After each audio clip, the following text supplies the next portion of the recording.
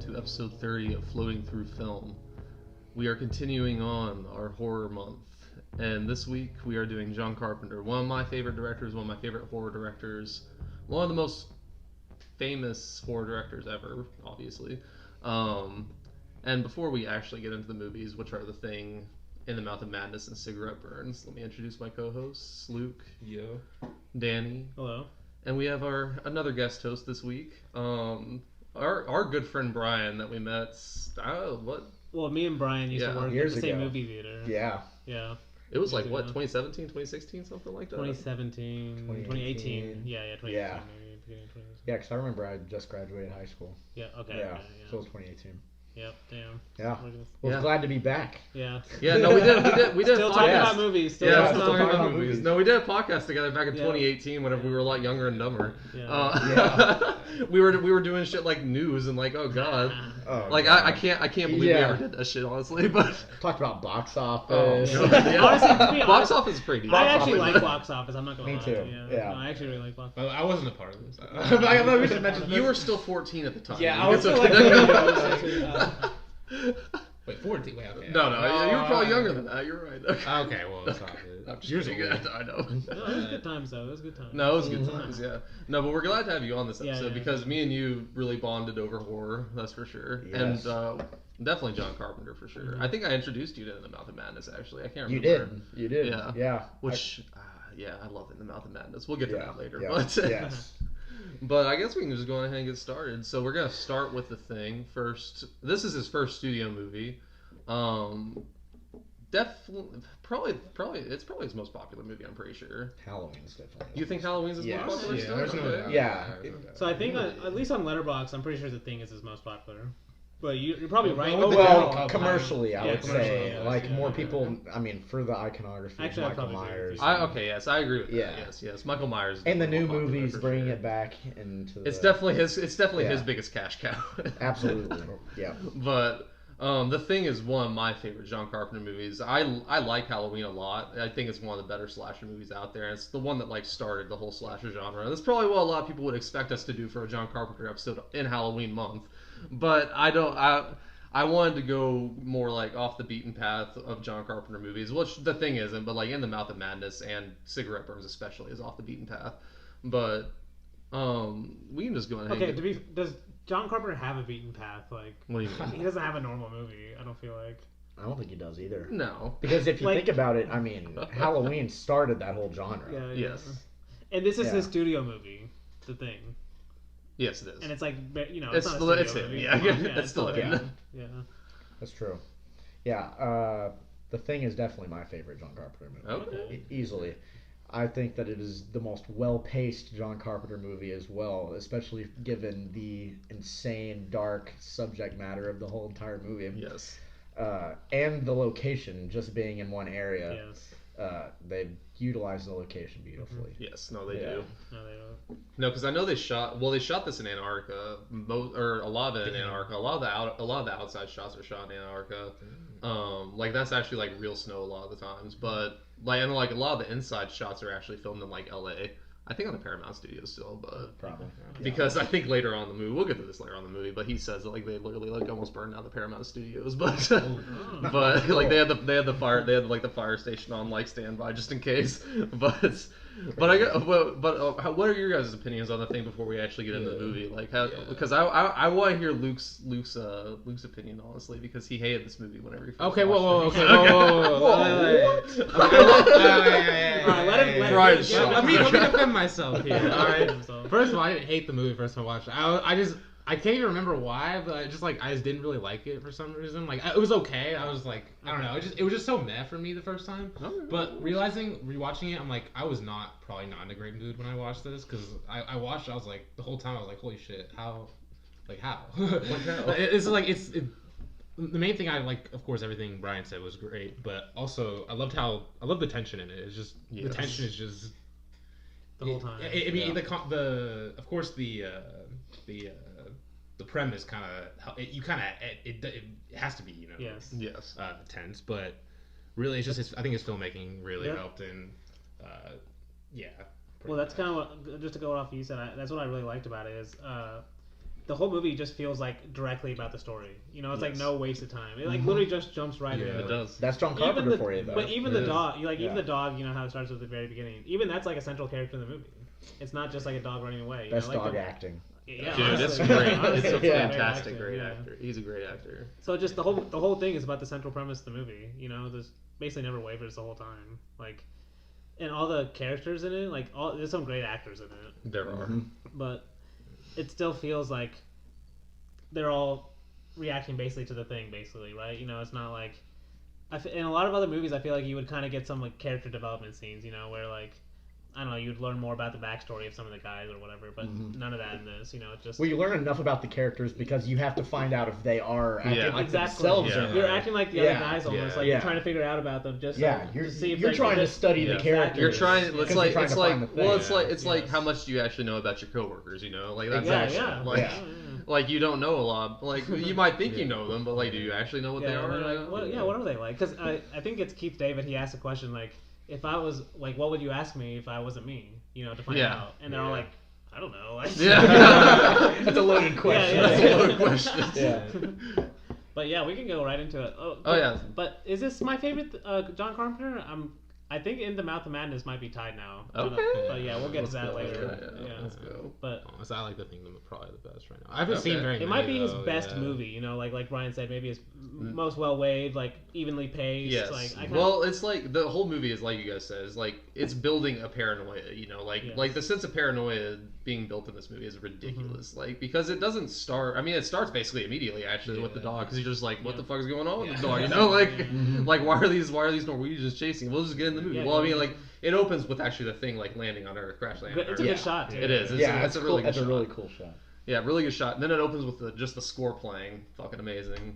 Yeah. Or was it Ennio Morricone? Morricone, yeah. Morricone. Okay, so Yeah. Morricone. So we were talking about this before because I said is it Morricone or Morricone? Because in Batman it was Falcone for the Christopher Nolan. One was Falcone in Batman. Yeah, that's true. So yeah, you're right. That is accurately Falcone or It's Morricone. Morricone, not Morricone.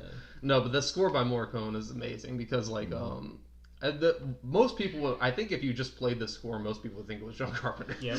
But, Yeah. It's but, Morricone doing a John Carpenter. yes. score. And well, like John Carpenter, he didn't even write the script for this one either, which is weird for him because he usually does one of his movies write the script. He usually does do the score, but I guess to do this movie, the studio wanted him to, or didn't want him to have that control, and he said, okay, whatever. So Apparently, the story for the score though is like Morricone gave him a bunch of different samples of like, oh, what do you want? And he just chose the one that sounded most like his own music. Obviously, Yeah. you know, and it works. I mean, obviously, oh, it definitely works. Yeah. because obviously this guy has a good ear too. Like he's scoring a lot of his movies. I mean, the Halloween score is literally the most iconic slasher score ever. So Yeah, and like even people that would not even know what Halloween is, they would recognize that score. yes, Okay, more iconic than Psycho though. yes. For our generation, For probably. our generation, For our Well, generation, definitely. maybe. I mean, think about it. Well, If you- I'm thinking right now, and I can't think of what the Psycho score is right now. Okay, but the I shower can't scene, the think of how- score in the shower scene. Oh, okay. Yes. Like, come on, it's okay. yeah, that's what I was For saying. sure, But for that's sure. No, that's I'm definitely going good. off That's topic, definitely a but- good score in the shower scene. But the thing is that theme has been reused so many times in Yes. like parodies and stuff that most people That's wouldn't even realize, or not most people. I feel like most people would know it came from Psycho, but if you ask somebody, I wouldn't be shocked if they said, "Oh, I've heard it, but I don't know exactly what movie it's from." Exactly. Yeah. But if you hear the Halloween theme, it's just like, okay, yeah, it's Michael Myers, It's Michael yeah. Myers. Yeah. Michael Myers is here. God. No, but so back to the thing. No, it cuts to it cuts to be like I said. Then Antarctica, 1982. When the movie's filmed, you know, they're just doing it like it is in real life. And it cuts to just the Norwegians chasing the dog across the ice, like we were talking about before. And it just does open up building like this, like, why are they chasing this dog so much, you know? And plus that guy's a terrible fucking shot. He has so many shots at this dog to down it. It would be hard. It shooting would out be of a hard. helicopter, though, especially It like would- a rifle like Yes, that. where it's like- I was saying that to myself Yeah. too, and I was like, he's a scientist. He's not a military Yeah. man. You know, I would not do any better. So, But dude, it's But- it's a great way to like be like, what the fuck is going on? Yeah. Like right Yes. from the beginning, like why is this guy shooting at a dog just running? Why through is the this snow? dog just in Yeah, yeah. Antarctica? Yes, It's like- exactly, Like, yes. like, you know, why is this dog running in Antarctica right now? Yeah, yeah. it's like you just all you see is just the mountain of snow around, and it's the dog running across the vast landscape. Yeah, and this is all shot in Antarctica, you know, like this is Oh, really fucking cold outside. Like Yeah. John Carpenter said this is, and Kurt Russell, because I did watch the commentary for this one. They both said this is one of the hardest shoots they've done because it was so cold outside, you know. They couldn't bring the cameras inside or anything because the lens would fog up, so they had to leave all the equipment outside. They had to be ready to shoot at any moment's notice. Wow. You know, like it was just like, just whenever the timing was right, they had to just be ready to go, you know. Yeah. And You have to be a madman to film in Antarctica. yes, you But, do. like, You do have to be a man. You definitely, at least with especially with this opening scene, you definitely get that like they're actually in Antarctica. Like Yes. the wide shots of the helicopter and stuff, like with the dog running through the snow. Like it doesn't feel fake at all. No, it doesn't. It doesn't feel fake at all. And then they come back. They come to the American like compound that we see, their scientific compound, I think, or research center or something. But the Norwegians don't care. This is the first time that we found out that they're Norwegians actually, because they say, "Why are the Norwegians here?" or something like that. Well, but the Norwegians literally are just like shooting, like coming into the camp, guns blazing. that's One why I guy, like this guy. yeah, one guy fucking just dies because he's an idiot. But Yeah, because he just comes in. He's shooting at the dog with all those guys still there. well, he's shooting at the dog, but the other guy I was talking about that died beforehand, this guy was about to throw a grenade into the camp, and they like chucks it over his head, like tries to find it for some reason. But like it's that huge explosion. But like this is it's really what lays the groundwork for the paranoia, because you see how insane these two men are, and you're like, why? Well, I saw it more like they're actually trying to save the planet. They are, yes. No, they definitely are. Because you like that's what I kind of love about this beginning. Because if you don't know the premise of the movie, you're like, basically, if you see a dog on screen, most people watching are going to take the dog's side. Yes. So if you're watching like a human in a helicopter like shoot at like an innocent dog, you're going to be like, those are the bad guys. Exactly. Yeah, but when you think about it, they're trying to save the planet. Like once you know the story, we don't know what they know. Yes. Like we have no idea what they're now, shooting at. I'm saying rewatching it. Yes, rewatching. Yeah. It gets like it just makes it better, you know. It Like does. you're actually supposed to be cheering for the guy shooting at the dog, you know. Yes, because also, well, you see this whenever, because we already mentioned the dog is a fucking phenomenal actor. But you see, as the dog's running away from the helicopter, you see it's not kind of a normal dog. At least on a rewatch, you obviously see this, but like on a first watch, you wouldn't notice it maybe, but on like rewatches, you notice the dog's like stopping, looking over his shoulder at the helicopter, and you're like, that's not something a dog would do, you know? And then like whenever the dog runs into the camp, he literally runs up and jumps on the one guy and starts licking him, activating his cuteness senses, because he knows what you know. Like humans don't want to kill dogs, and so like this dog literally is acting as sweet as it can be to these people, and then. Then what happens. Because this is a little later in the movie, but that same thing happens. Like, so do you remember when like Kurt Russell, I think the doctor or like Kurt Russell and a couple other guys, they go to see what happened in the Norwegian base, and when they come back, John Carpenter cuts to the dog like at the window, watching them to see like what they know or anything, like basically like spying on them. Yeah. And he cuts back to them multiple times, like just. Like a dog basically act like a human and be like, what's going on? You know, what did they find there? You know, that kind of thing. Like, I was like, I never noticed it the first time, but like, this dog is like basically like, you know, it's paying attention to what's going on. You know, the whole time. It doesn't act like a normal dog at all. Yeah. And that's the first clue you get, you know, like you're like, this dog's definitely not normal. Well, the first clue should have been like these guys shooting at, but you know. Yeah. But I mean, we're kind of getting into what you're talking about, because this is like a lot of the interesting stuff on the commentary. Actually, is Kurt Russell and all them Kurt Russell decides to leave, go to the Norwegian compound, you know. So that scene happens. They're flying off, and then we stay in the compound. And John Carpenter's talking. He was actually talking about the dog and saying how like they shot this scene where the dog's walking in, you know. That shot where the dog is walking in, looking into the rooms and stuff to try to find his next target. Basically, they shot that like 4 times only. Like that was they only had to shoot that 4 times. So this is like when the dog walks through the hallway. He's walking through the hallway and he walks and stops and looks. The shadow comes across the screen or something. Is that scene? I don't think it's that scene. This is the one. It's just the dog like opens up the door, walks through the hallway. He looks one way, and then continues to walk and looks down the other hallway. Looks in the other doorway. And like they only had to shoot that 4 times, and they didn't have to tell the dog to look in any doorways or to stop at all. Like the dog just naturally did all this stuff. So like it was like crazy. It's crazy, honestly. Like the dog is a great actor. Like he really is. But like so we have that scene. The dog is walking in the room. It finds its next target. We don't know who it is. You know, like he walks in the room. There's someone in there. We don't know who it is. And then it cuts. We don't know. And so after it cuts, that's whenever we cut back to John to Kurt Russell, John, I think. that his name? Something like that. I don't know. McGreedy. So. No, his name's McGreedy. McGreedy, Yeah. yeah. McGreedy. Yeah, we cut to McGreedy. Because he's and playing that like chess master. Oh, that was early. Actually, that that's is a- no, we should talk. Horace the We Giant. should talk about that because Yeah, that's yeah. a great scene. Playing That's the actually how chess he's master. introduced. Yeah. Playing the chess master, pours it in, and says cheating bitch. Yeah. Oh my God. Literally just ruins the fucking chess master for everyone else, but no. No, so we arrived at their compound, and this is where I was saying, like, it was shot in, like, a 100-degree warehouse, basically, but in like, LA. But, we see the compound's just gone to shit. We don't know what's happened. There's just a bunch of burned bodies at the front of it. The Norwegian base? Yeah, the Norwegian Okay, base. yeah. We're at the Norwegian Yeah, compound yeah. right now. No, dude. They walk in after seeing all those burned bodies. I think we get one shot of the thing actually in that burned body real quick. Do we? I can't remember. Well, but... the body looks really weird. Yes, Like, yes. it- Yeah, we don't know. We yeah. don't know it's the thing yet, but like that it's It- like that weird yeah. mangled body. Yeah. Yeah. And that's No, right before they find the broken out. Yeah. Yeah. Well, remember Yeah. the body they see inside the compound, like with the neck like cut out? Yes. And it's Yeah. like, just imagine seeing that. Like, And it looks real. yeah, No, exactly. it looks- yeah. This movie is Like, timeless. Yeah, no, it's Yeah, amazing. like- No, it is the effects are timeless. amazing. And he said that they use like carbopol for that, which is the ingredient used to keep Twinkies together. And apparently it looked like shit. Like whenever they were like looking at it, like John Carpenter and Kurt Russell were talking about it in the commentary, and they were like thinking like this wasn't gonna work at all because they were like, and the guy was like, no, we just gotta wait for the gel. Once the gel is on there, it'll look great. And then it did. But It was a good cool. shout out because, I mean, even compared to basically most movies, the special effects artist in this, his name is Rob Bottin. Because I know I heard listen to this interview and Carpenter talks about him a lot, like, because he was like 22 or 23 when he was making this movie. Wasn't Savini involved too? Tom Savini? I don't know. I could be wrong. Rob Bottin, at least I know Rob Bottin was like the head special effects Yeah. guy. But yeah, he's like, it's crazy how important he is to this movie though. Mm-hmm. Because like, there's a lot of different shots of the thing, and it never looks the same, you know. No, it's always a new We'll get to design. that. Yeah, we'll we're get gonna to get to that. the Obviously, it's yeah, gonna we're be gonna- great. That's one of the best parts about this movie. So like we continue in the compound. They find the block of ice. This is actually a callback to the thing from Another World, the Howard Hawks one, or the I don't remember the guy's name. But Howard Hawks produced it. Basically, Howard Hawks.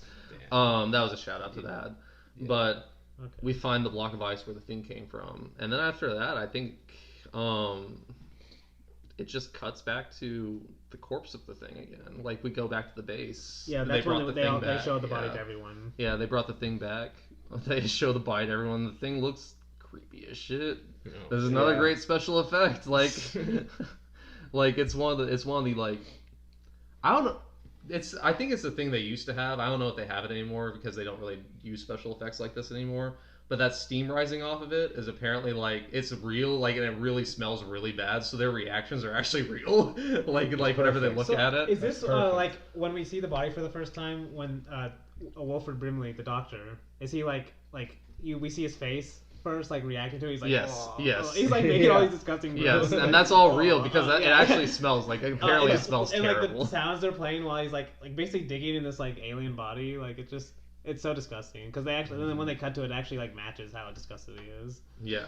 Well, one of the best things about this movie is like how it's not played kind of for laughs or anything, or like because like in the '80s especially there was a lot of schlocky horror coming out. You know, it wasn't taken seriously as much, and like so for a movie like this to come out, it was kind of just different. You know, like every character in And this the is like box very office serious. disaster. And it was too, but, yeah, it was. But, No, dude. Apparently this came out like a week or two after E.T.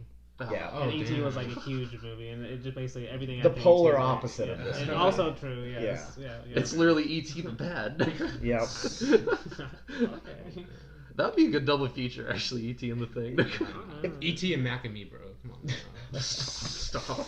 I haven't watched Mac and Me, but that poster is just like the ridiculous. This is John Carpenter's biggest budgeted movie, right?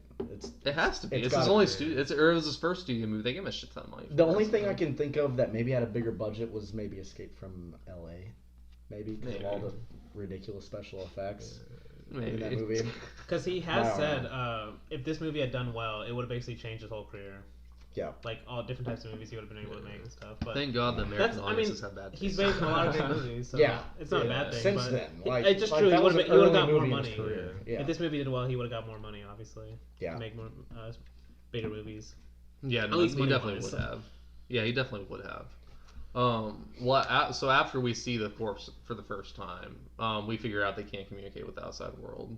Like the systems are jammed or whatever. I think Windows is the guy's name that's their radio operator. But he even says like before you even see the thing, really like he hasn't been able to get I think it was weeks. Like well, it's because the storms there, you know, the storms there. And like they were filming in real storms. Like these storms were actually real, you know, like everything happening out in Antarctica was real. Like that's one reason why they had to be prepared to film at a moment's notice, because they had to be prepared to film whenever they needed. Like whenever a storm was rolling through, and that's what the scene called for. They need to be ready, you know. So I don't know. Cool. Yeah. It is pretty cool. And one thing that they actually mentioned in the commentary, after we see the thing for the first time, they started talking about how whenever they were in Antarctica, they started getting all these like weird news articles and reports about like a mysterious illness in the States, you know, AIDS. Oh yeah. And it honestly, it's weird how this happens in history sometimes, where there's just like two kind of seemingly unconnected things getting like AIDS and like the thing. The thing is very much kind of like an AIDS allegory, you know, like you don't know who has it, anyone could have it, and it's like it's all about like paranoia, you know, like especially during the early 80s. Especially in the early 80s, whenever they didn't know anything about it. They didn't even know the demographic that could affect, you know, like it was just like you just didn't know, you know. It just because I have heard that before. A lot of people connected that, even though John Carpenter said like he that's what John Carpenter brought up in the commentary. He was like, we didn't know it was happening like that because they were in Antarctica filming already. So like that, they were starting to get like these news reports about like this weird disease in the States, you know. And it sounded a lot like what they were filming, so it was weird.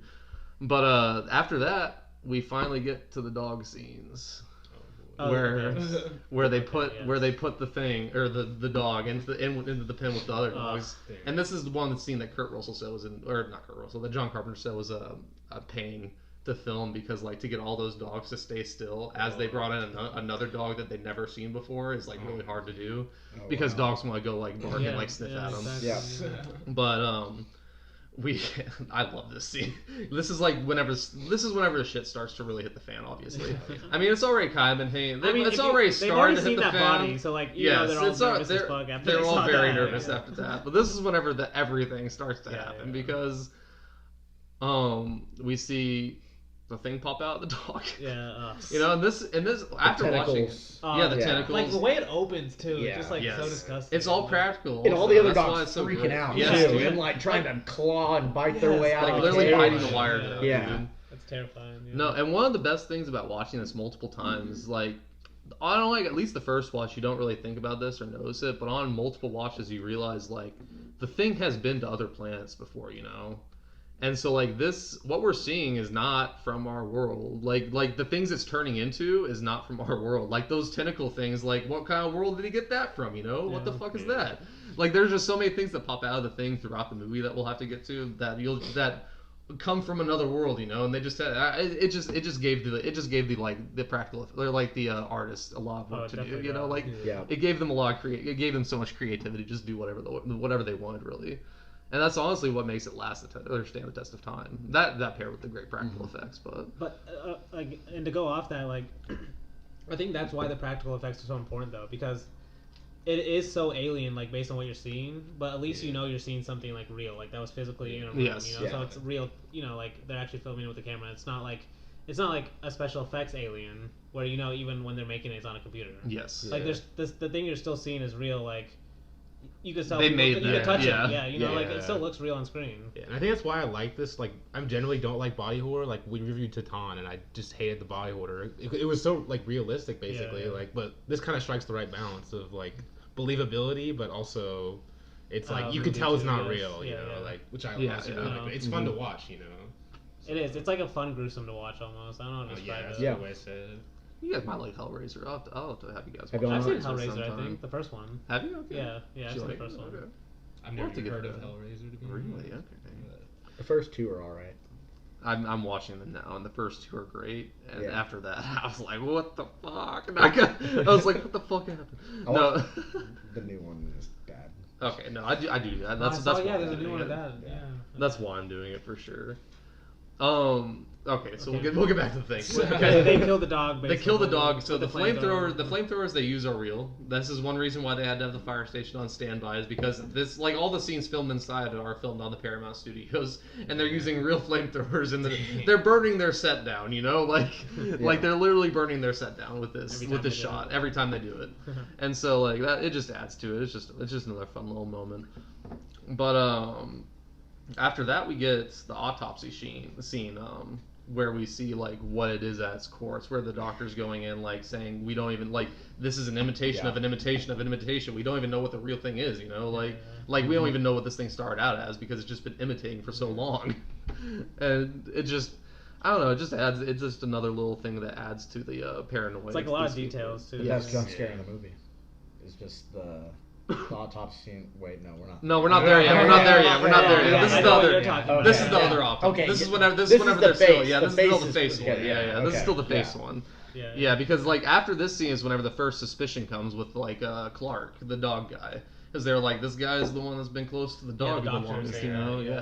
That might actually come after this, but no, because that came, the first suspicion was whenever the doctor, he's like giving the dogs medicine or something to calm him down. He's like just looking at Clark going like, you were around that dog a lot, weren't you? Basically. And then Clark's getting really defensive about it, like you would if you were getting accused of like being the thing, you know. Honestly, I think that's probably the first where like you see direct. That's the first. That's the first time you see the direct suspicion. Yes. Like it's been building under the surface, and it leads really with the doctor too when he just fucking goes insane later on. Yes. It's like one of my favorite scenes in the movie. Yeah. Like, because you think, okay, this guy's definitely the thing, you know, but like he ends up not, like, at least for the time he wasn't really. You know? Well, you think he's not at the time. Yeah. We watched the videos of the Norwegian on everything. The thing. Really cool scenes, honestly. Just all filmed. You know, they're just watching that stuff. The shots of the excavation site I wanted to talk about because they were actually filmed like a mixture of like filmed in Antarctica and using matte paintings, you know, like the saucer whenever they see the saucer and stuff like that. Oh, okay. Like in the whenever they're watching the Norwegians and whenever they actually go to the place to the flying saucer, like all that stuff is like all practical, like with matte paintings and stuff. And I love Carpenter because he knows how to use matte paintings, and we'll get to that in the Mouth of Madness too. The scale of that shot is so great. No, the scale of the shot, the thing is like literally insane because, and we'll just get to it now because they go eventually they go to the flying saucer, like the crew that we're following. They actually go to the saucer and they like rappel down that giant ice wall, and that's literally like they're literally rappelling down that ice wall, and that shot of them rappelling down like with the saucer there and everything, like that's just all practical, like just with the matte paintings and everything. It's just really cool. No, it's a great shot. I don't know, it's the amount of like detail that went into this is literally insane. But we see Kurt Russell's hat for the first time in this one, like whenever he's just wearing that dumbass cowboy hat. I don't know if you guys remember that, but that's funny as shit. So, you don't remember that? Honestly, I don't either. Just the thought of it is just hilarious to me. No, it's just like a big ass cowboy hat with just all the brims up. If you don't remember, okay, I do not remember this at all. You don't remember it? It's cool. It's hilarious. Like you got. Are you looking up? Oh, no. Are you looking it up? Oh, no. I'm curious now. You got me hooked. No, so so they're just like they bring back the hatch. I'm pretty sure after that or something. But as they're like going on, I remember it now. You remember it now? Okay, yes. It only takes one look of that hat to remember what it looks like. Just a fashion icon right there. I mean, it's a statement. Fashion icon. I mean, Kurt Russell is a fashion icon, so yeah, of course. No.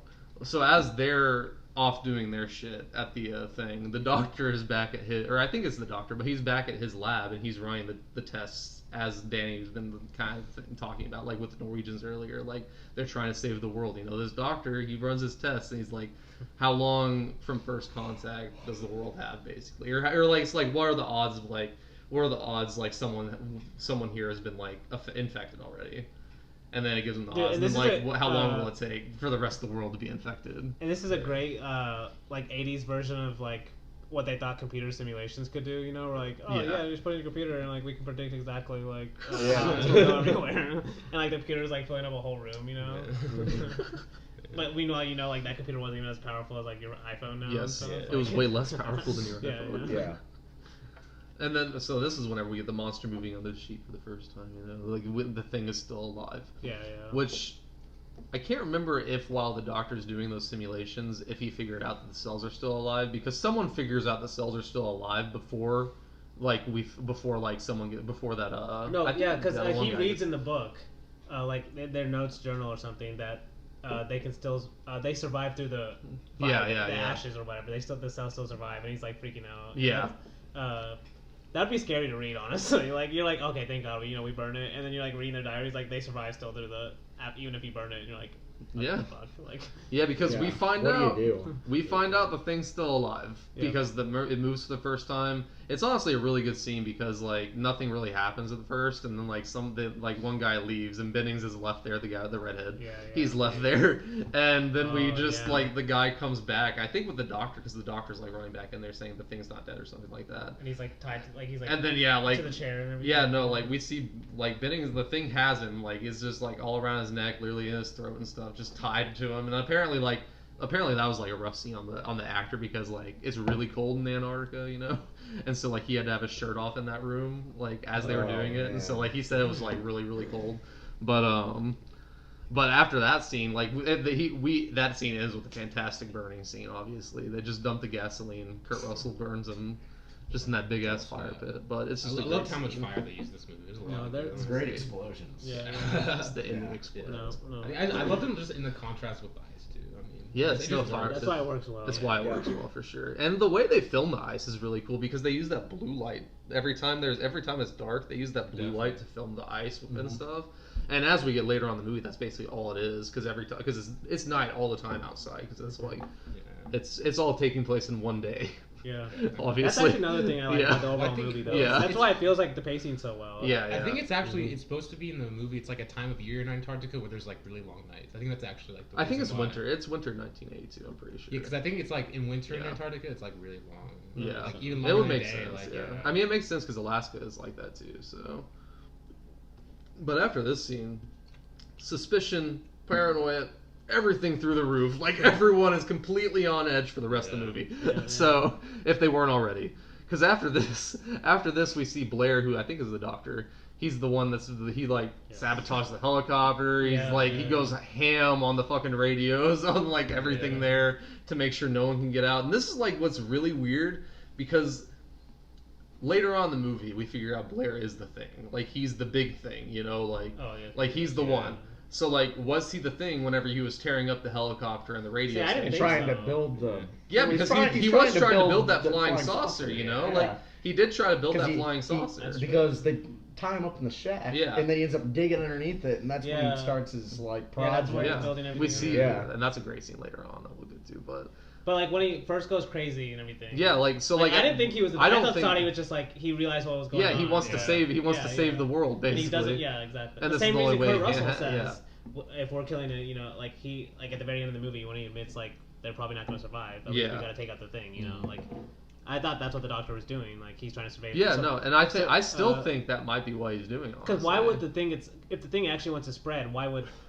But he was building a saucer, I guess. So he was building a saucer, and one of the best after. ways to get people to come find you is if you don't have anyone radioing in, you know, whenever they're supposed to. So like I don't know, like but he also does say in the scene whenever he's like going ham on the radios, he does say like they wanted to be us, because he's like. He's gone crazy. He's gone insane, obviously. Either which way, he would. and that's why, that's what makes this movie great. Like, it really doesn't matter. Like, all of the guys start going insane. Like, they're suspecting everyone no matter what. Because you know, it's almost like risk management. Like, it's better to assume that they have it rather than not have it and get it yourself. Yeah. You know. Yeah. I just love how you trust. McGree. You trust. I mean, Kurt Russell's performance is perfect. Yes, it is. You know he's not the thing the whole time. You just can't. It may be because like we know him. He's like the biggest actor that we know. Like we've seen him in a lot of movies. So he's got the plot armor. You know, yes. Okay, so you never the scene you would get the most faked out is when they're both. He's with another. I think the cook guy. Oh, they find the jacket. And they find the jacket. Yeah, they find the burnt. Was it a jacket? Yeah, big greedy jacket. Yeah, and he brings it back. And he's like, so you never even suspect him, and even at that point, you're like, you think that guy's lying? Yeah, Okay, I don't suspect him. honestly, I thought so too. Yeah. That was Yeah, the you're that right. was the one suspicion point that they Yeah, were trying yeah, to put on him for sure. Because remember he even says like he could just burn my jacket, and you're like, oh, that's actually a good point. You know? Yeah. Exactly. It's like I'm being blamed. I'm being set up. Yeah. That's something the Thing would do. Yeah. That's something. But he sells every line. He does. So, He does, so you just like, okay, that's being truthful. Like that's. But that's, you also can't blame everyone else for thinking that. That is so. that's true. Because Yeah. this kind of relates to the is he a cop or like a Who? what's his name? The guy that's like tied to the couch at the end. He has like the amazing. Oh no, he's their like leader. He's a lieutenant, I think, in the army. Okay, or he's a some lieutenant. shit. Because like remember once they suspect him initially, and because when Yeah, they he had gives the up his stand gun. the standoff scene. Yeah. He's like, okay, fine, I'll give up my gun if you guys suspect me. You know, so like. Yeah, Like we're you're actually saying, like, we're we- actually like, we're we- getting we- we're we- literally at that scene. We trust. honestly. Okay, we are at that scene. Well, basically. because they lock Blair in the shed. Blair puts Yes. a suspicion on Clark for the first time. He vocalizes it. Yeah, he he like does, says, "Watch yeah. out for Clark," Yeah. because he's been around those dogs. They formulate the blood test. Someone sabotaged the blood, so they know like Blair couldn't have sabotaged the blood because like that was he's locked in the shed. So someone else is like doing something. And then once the blood's sabotaged, that's whenever Windows runs to get a shotgun. And this is whenever everything happens that you were talking about with because like whenever guns are involved with paranoid men in a small spot like this. Oh, it's a tense scene, dude. Yeah. Very Yes, tense it is. scenes. Very tense scene. And this is why I think you can't you can suspect McCready, but like McCready takes control of the situation Exactly. That's what so I'm fast, saying. so Like, easily. Yeah, the way he takes Yeah. control, like Yeah. it Well, almost he makes feels all like, the logical decisions. Yes. Like and you can tell like the guys deep they want someone to be like, okay, at least I can trust this guy. You Yes. know, like mhm. and they're kind of especially once the lieutenant's like he's like you can tell like he's kind of nervous like He's not fit for this. yeah he's not fit for that that's a good point like you never really don't trust McCready. He's the only one really I think At the same time, he's like he's kind of a douchebag. Like it's so And it's honestly, like, that you might can be- understand that everybody might getting be- annoyed with him the whole movie. but that might like, be why though because like- like you would think like yeah, if you're trying to not make yourself the thing you might be trying to be nice the whole time but he never that's you know, true. he's an asshole the whole time. You Yeah. know, so maybe he's like, you know, he's And being he's a honest. lovable asshole. Too. Yeah. Yeah, because I mean he's smart. He doesn't want any of this shit to Yes, happen. yeah. You know. And like you say, like he does always feel like the guy that's like telling people where to go. Like he's the one Yeah. like has the most logical plan. It feels like. Yeah. Well, because right after he takes control, I think they burn the blood after that because it could be contaminated, or something like that. They burn it. Uh-huh. And he like literally lays out their dilemma and what they're going through, and it's a great scene of just him taking control, trying to keep everything calm, and try and just like explain it logically so people don't freak the fuck out. But you guys remember the scene I'm talking about, right? It's just him talking to everyone basically. Because after that, it goes to him recording his captain's logs, and this is one of my favorite. Okay. It's not one of my favorite scenes, but it's one of my favorite endings shots because this is whenever the suspicion on McCready could start building. Because he's recording his logs, and then the final shot of him recording his logs is just a shot of someone looking at him from behind, Oh yeah. or of the camera looking at him from outside in the hallway, Okay. which is how we've seen a lot of the other thing moments, thing in air quote moments of I remember of your like shot just you're like talking about. it's just like it was just a really good shot. I like that. And that is, it's kind of on topic, but like it's what I like about this movie. It's Kurt Russell is the central character, but he's kind of not at the same time. You know, like. He's less of a central character than there normally is. In like a studio there movie is like no this, there's no central. It's a true ensemble ensemble. movie. It's Yeah. a true ensemble. But Kurt Russell still feels like the lead a little bit, Honestly, yeah. it's like it's a Yeah. weird mix almost. Well, it's because you trust him throughout the movie. I think that's what. I think that's what it is. He's He does the a really only good He's the job only the whole one time. that you trust throughout the movie. Yeah, I Like, think that's the reason. Yeah. Yeah, Well, so after that scene, the lights in the compound go out. This is a really cool scene of just Kurt Russell walking through the dark, basically. It's really creepy because we just had that shot of Kurt Russell getting looked at from behind. They have to go see Blair because someone's missing. It's Fuchs. Someone's missing, and so they go talk to Blair. I think Blair's gone, or he might still. Actually, he's still there, and he says, "Can you let me back in the fucking I'm house? normal now. I'm normal now. Can you He's let me like, back I'm in?" looking more creepy than ever. Yes, looking more creepy than For ever, real, literally, yeah. because he has like literally a fucking noose like tied right there. Yeah, no, I love how that scene ends too, because like it ends with a close up of him like talking through the little like eye thing in the door, and he's just like looking at him like, please let me in, like, Please I'm let me normal in. now. I'm normal. He's like, I'll think about it. We'll think about it. And then he just closed it. Yeah. And on the way back, they find Fuchs's burnt corpse. So. Yeah, that's what it's like. Because they're wondering like if he burnt himself, did he? And the theory they end up coming with is like he was trying to set a flare on fire, and then he just burned himself like that on accident while trying to burn the thing. Yeah, and and people and like they were saying maybe he burned himself because he had been the thing or something. You know? Yeah, like they he weren't figured out he sure, was yeah. the thing. And he wanted to commit suicide before yeah. like, which one makes sense honestly because. If you are the thing, you're the thing. So like, there's no part of you left. No, because so like after this, I think they find this is the scene where they find McCree's burnt jacket also, or that one guy finds the burnt jacket because after finds this the burnt jacket. finds the burnt jacket. Yeah, because after this they cuts to back to the people at the compound. They're like barring the doors and windows because they haven't returned in like 45 minutes. Or okay, is this the same scene where like, because this is where I think the movie is maybe trying to set up that McCready could be the thing, is where he comes back and he's like, I cut him loose because I knew he was a thing after I found this this torn jacket. Yeah, and they're like, this. There's no way a man could without a line could get back to the store. Unless he was the thing. Oh, yeah. And then he That's shows a up good right to the point. door. Yeah. He shows up right to the door. So like for a second you could think like, okay, Yep. he's the thing. He just the character just said if he came back, he's the thing, and they know what they're talking about. So. And then I loved how he used the dynamite to. Yes. Yes. Oh, dude, yes, Yeah, exactly.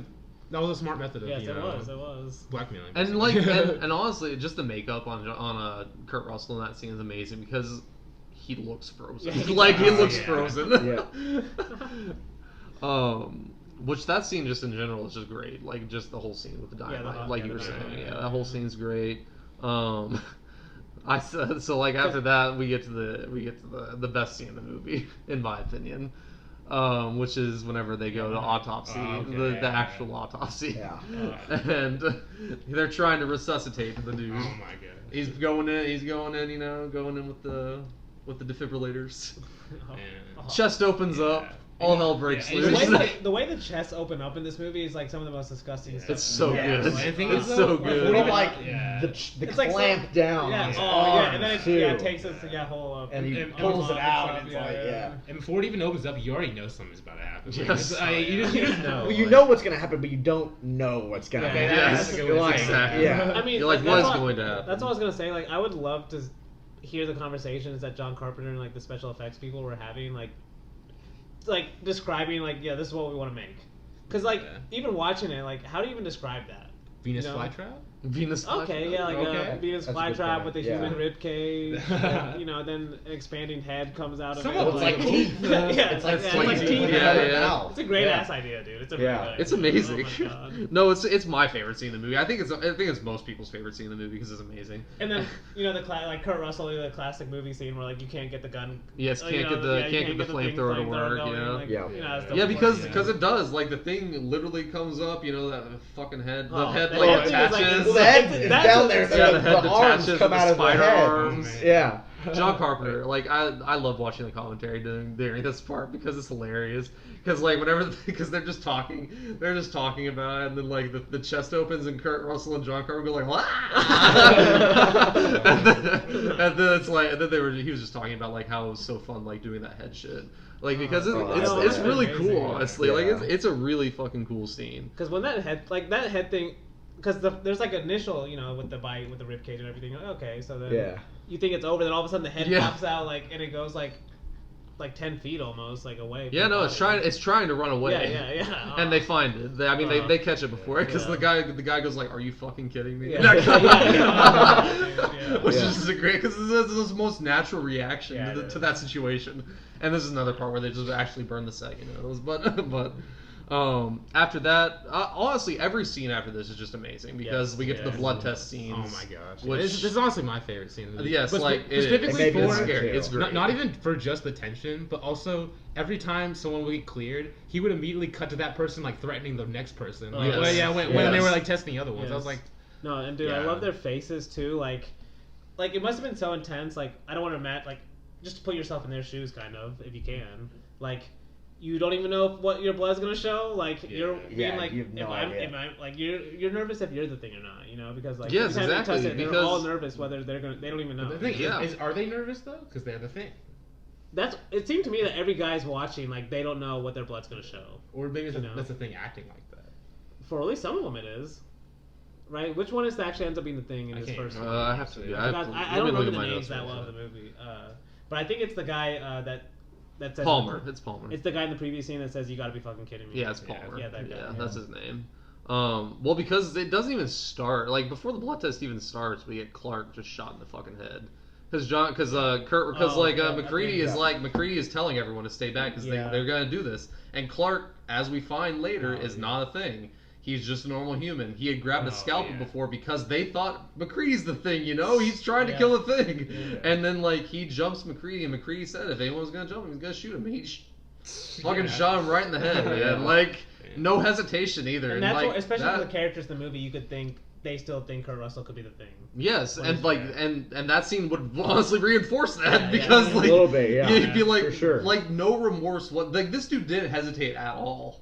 Like, that would be the hardest thing to watch, you know, like, just to see that. But because do you remember, like, when Kurt Russell has, like, the dynamite and stuff, like, right before that, when they're trying to lock him out outside? Yeah. Keith David's like, because someone asked Keith David, like, what if we're wrong about him? And he's like, okay, then we're wrong. Yeah, yeah. You know? Yeah. But, like, that's kind of the attitude, like, all these guys start to have. Like, even Kurt Russell, obviously, like, just to stay alive, you might have to shoot an innocent guy. Yeah. You know? And that, Yeah, and that's what Child says to him whenever he tests Clark's blood, because Clark is the first one they test, because they test. It's kind of it is fucked up. They test the dead ones first because like they test both the dead guys first, and like one of the guys that they tied up said like, this is fucked up, man. Like they're dead already. You don't have to test them, and neither one of them are the thing, you know. Yeah. So like both those guys are just dead. Well, that one guy flips out. He's like, "Can you get me out of this?" Yes. Yeah. No, I love that guy. Yeah.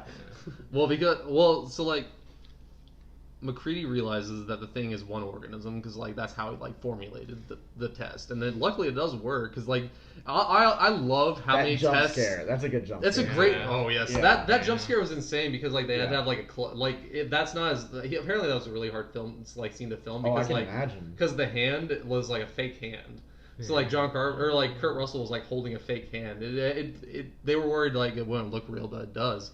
But one thing that just builds the whole time is how many tests they do before there is the one. Yes. Like they do like 3 or 4, and like even like, Kurt it goes Kurt on for Russell, so long. even Kurt Russell is thinking like I might be wrong about this test. Yeah. You know, like I think it's Keith David too. He's the one who's like, see, your test is bullshit, dude. It's not. Yeah, and like Kurt Russell is definitely I think he tests himself first. He does, of all the alive people. Yeah. And when his blood is obviously clean, they're all like, oh, see, this is bullshit. Yeah, They all think he's the thing. Yeah. So they're like, of course this guy wants to do this test. Like, of course this guy was doing this test.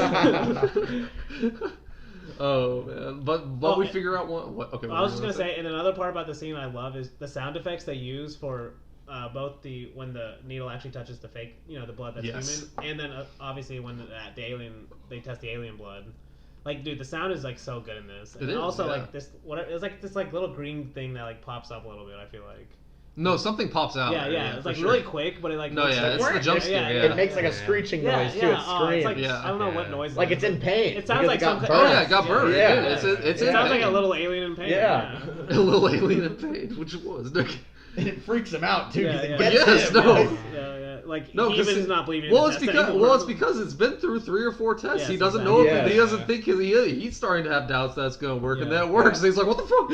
Yeah. No, but like this is what like I love this scene where Palmer like just jumps on the fucking ceiling and stuff. I love the commentary in this because John Carpenter's like, this is when the gates of hell really start to open. When you really be like, this is it, like that'd be my final thought. This is it, this is happening. Exactly.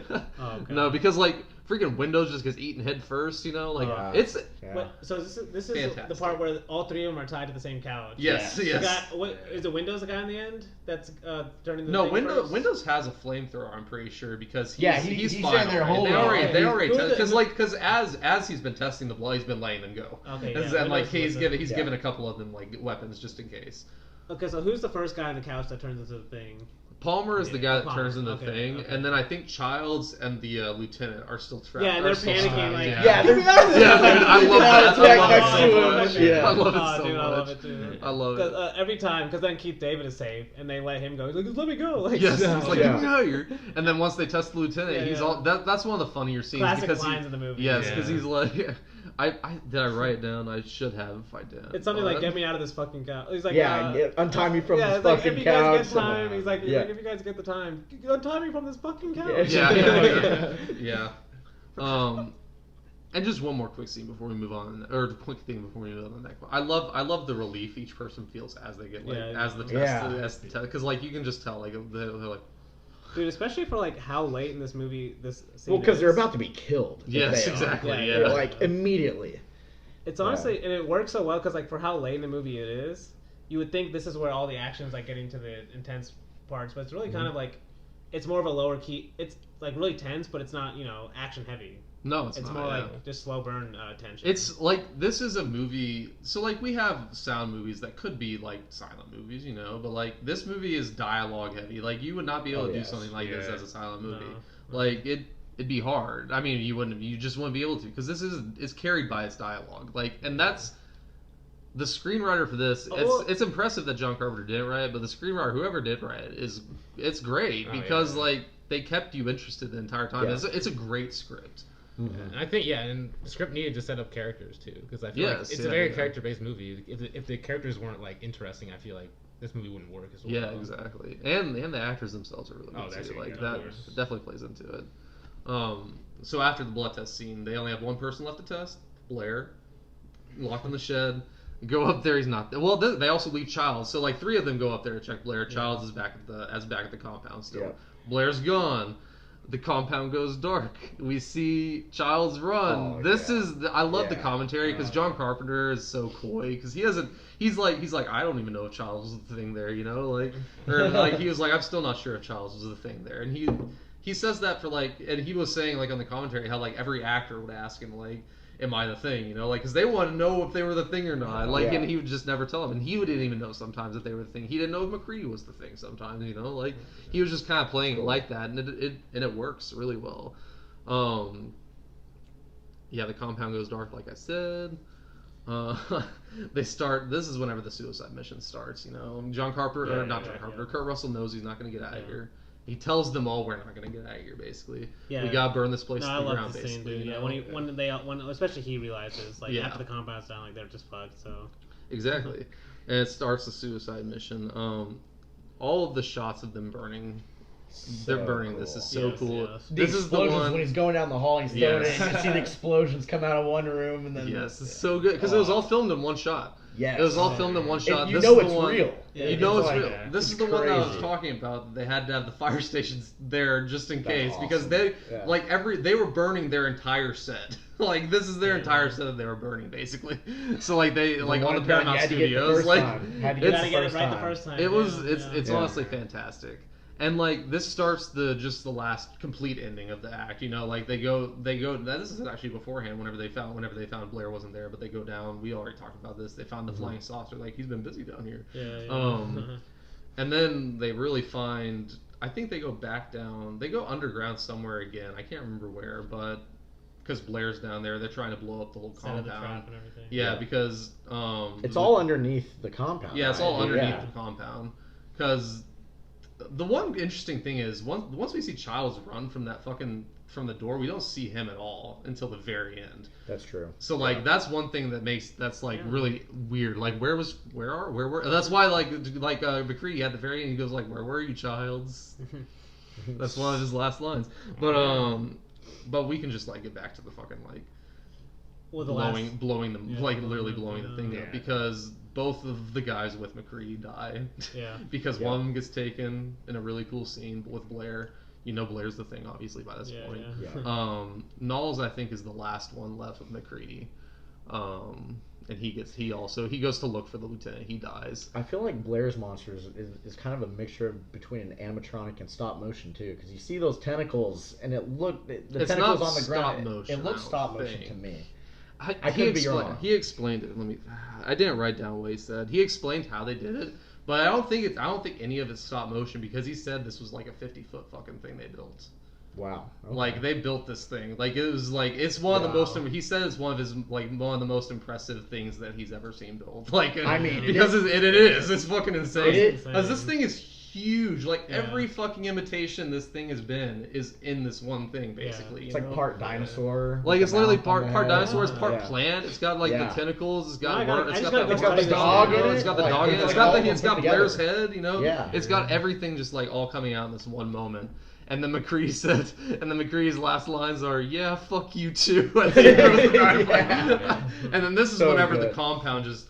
This is John Carpenter's favorite shot of the movie because he literally got to see blow why. up the See, entire like compound. 3 different things burning. Yes, okay, they set up those cameras there rolling in the compound, and they went and shot way back that one the wide shot of the whole thing blowing up. yeah. But they blew up that entire compound that they were filming in. That's one of the best explosions. Yes, that I've was seen in a all. movie. They just blew that entire thing up. Just because it's so dark, the snow Yes. around, It's and so just like good, how dude. bright it is Yeah, and that's- huge. It's so good. Like, part of me, I'm like, is that a little bit of an exaggerated explosion? Like, I mean, he had some dynamite sticks. I'm like, Yeah. would the explosion be that big? But it's just like, you who don't cares? care. Why not? You don't care. It's Why too not? cool. It's too Yeah. cool.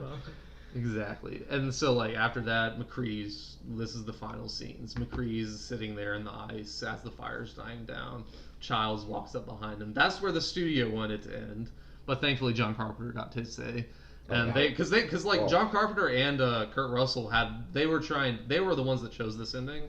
And they were having a hard time figuring out how to end it because they didn't like the studio ending it with Childs just walking behind and that was the end. Trying to set up a sequel or something. Yeah, or something like that. They didn't like how that was going, and so like I love how they ended it because like just Kurt or just McCree, they're asking like where were you, Childs, and then they're just talking kind of like just I don't know. They know they're dead. You know, like, they're screwed. It kind of leaves a little hope, maybe. Well, it doesn't. Well, it's like there's The paranormal, the paranoia is still, it's still completely there because like Yeah. he does. Neither one of them knows if they're the thing still. Like even because you don't know. They don't know how. They've never been the thing. They don't know how. yeah. They don't know what that's like. Yeah. You know, they don't know how the thing transfers exactly.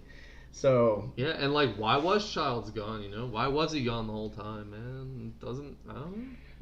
But it kind of, I don't know. It's what it's the ambiguity in this movie is what makes it so great and what makes it last stand the test of time. literally along from with the beginning to practical end. effects, Like yes. you literally don't learn anything more, really. you don't Not know. really. You don't know anything really. Yeah, You don't even know what anything this about thing the is. thing. You don't know Yeah. anything about it. No. It looks different every single time it shows up. Yeah, you know, like some other like a modern movie be like they try to like explain like the physics of the thing, be like Yeah. this is where I mean, it'd be like the according to thing my for- research, this is how it originated. And, Yeah, like yeah, this is how that's you know. This is how it This originated. is a tribute. Wait, you know, there's but, ancient writing on the saucer. It's like, whatever they find the saucer, didn't you yeah. study like different languages in college? It's like, I think I can connect this to some sort of ancient wait, tribe. it's right behind me, isn't it? It just turns into a rival. You see like computer scan the letters, like turn the letters backwards. Oh, it's a code. Exactly. What would this turn right here on the letter? Oh my goodness! But that ends the thing. Yes, it does. Fantastic ride. One of Carpenter's best movies One of the best- for sure. one of the the best best horror movies. movies of all time. I think it's one of the best movies, period. It's in my top 25, so I agree with you. So, but It's probably in my top 10 if I were to. okay. Oh, actually that put it high. that high. Okay. I've probably seen this movie 30 times. Damn. I mean, the first time I've I seen it watched about this 10, movie, I'm pretty sure. So, the first time I watched this movie, I was probably 10. Oh Nice.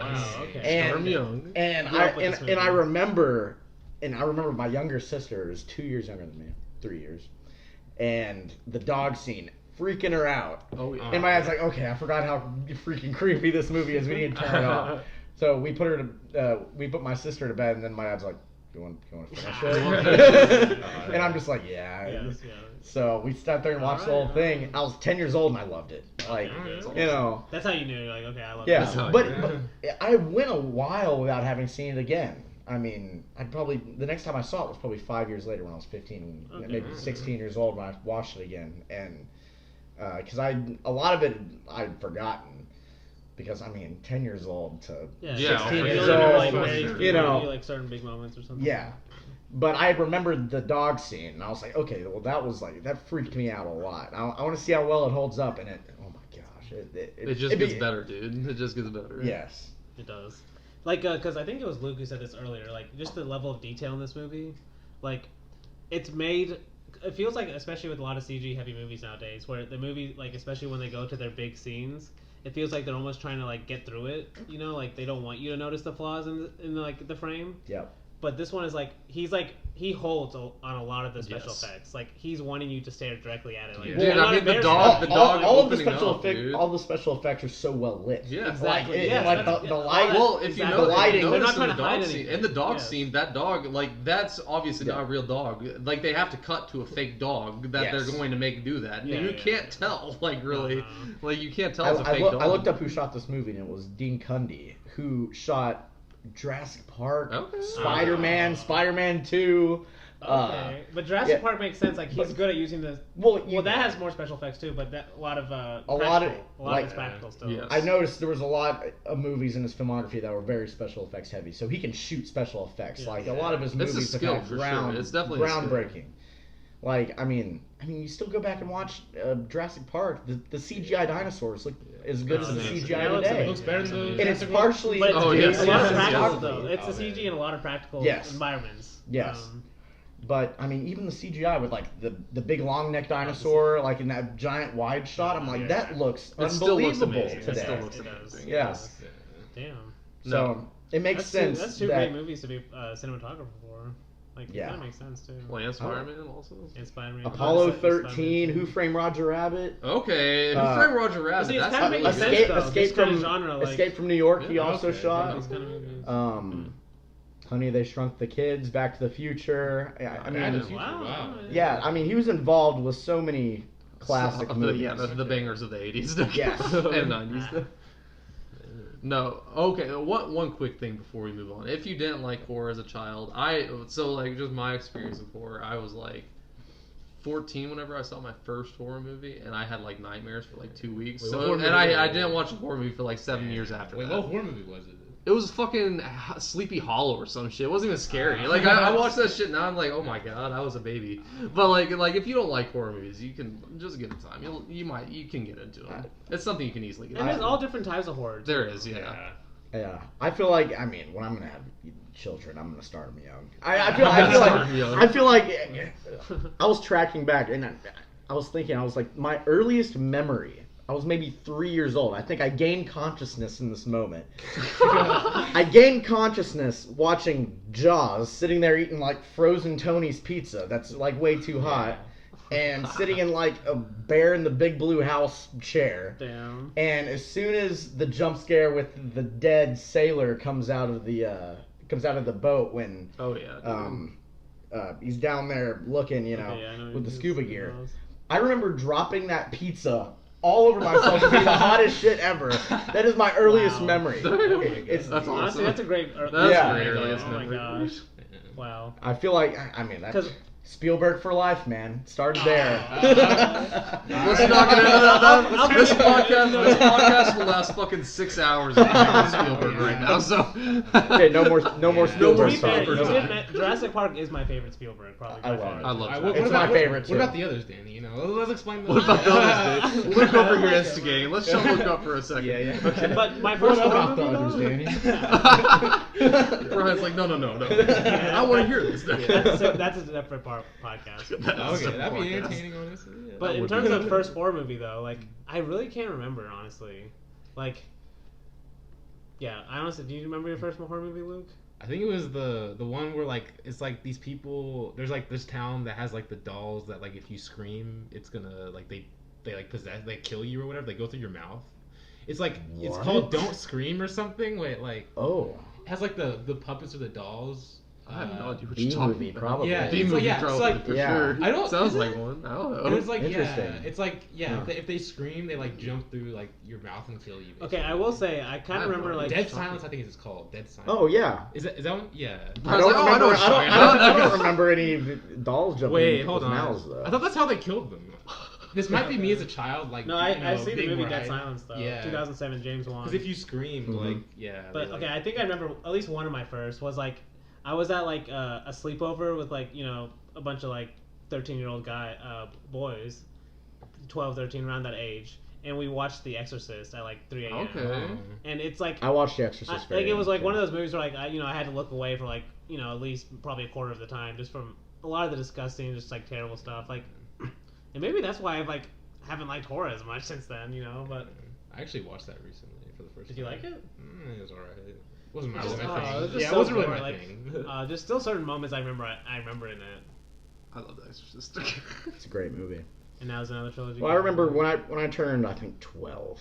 That was like, I guess, the age where I could start watching like the classics, like the ones that were like I think rated most people R. would still say that's too early, but Well, I was 12 and my eyes like, all right, let's go to Vintage Stock, and you can, and so of course I picked out Nightmare on Elm Street, Texas Chainsaw Massacre, the original Halloween, and maybe The Exorcist. I think it may have been The Exorcist where I picked out. And my dad was like, yeah, I think you can watch it. I think you can watch all these. And I watched them all at a sleepover with a group of guys for my birthday, because it was on my birthday where my dad took me to do that. And we had like a night just where all of us were experiencing all these movies for the first time. I think one of my buddies had seen Nightmare on Elm Street as a kid or something like that, and he told us it was cool.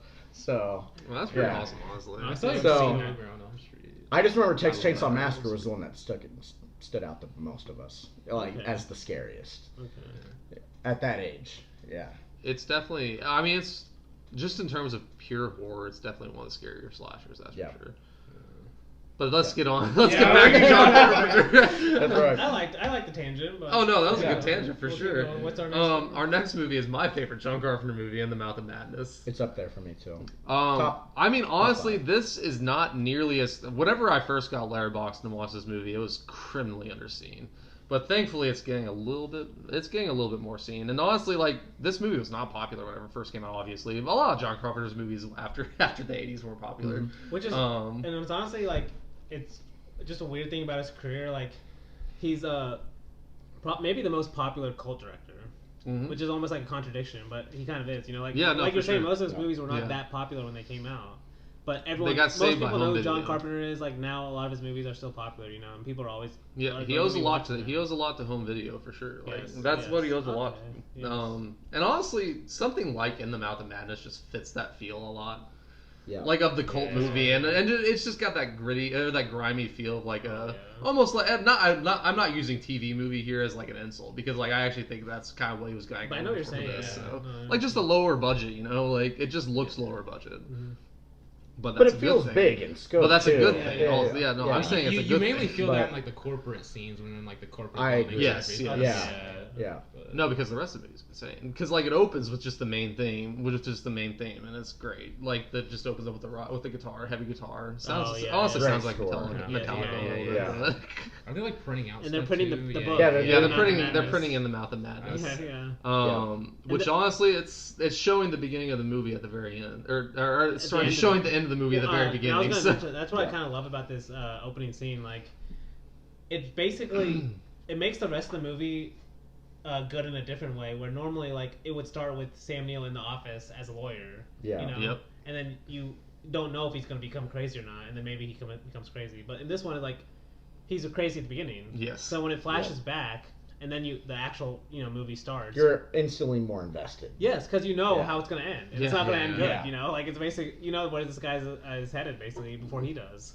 Yeah. Well, I was even getting to that part because it definitely starts at the ending with him going like, I'm not insane, Yes, yeah. But I was just saying, like, even the book being printed is the end of the movie because he's once we get to the end of the movie, he's trying to burn the book, and then he's like, Charlton Heston says, "You delivered the book 6 months ago." And so that's kind of what at least I think it's literally him just showing the end at the very beginning. Oh, it is, yeah.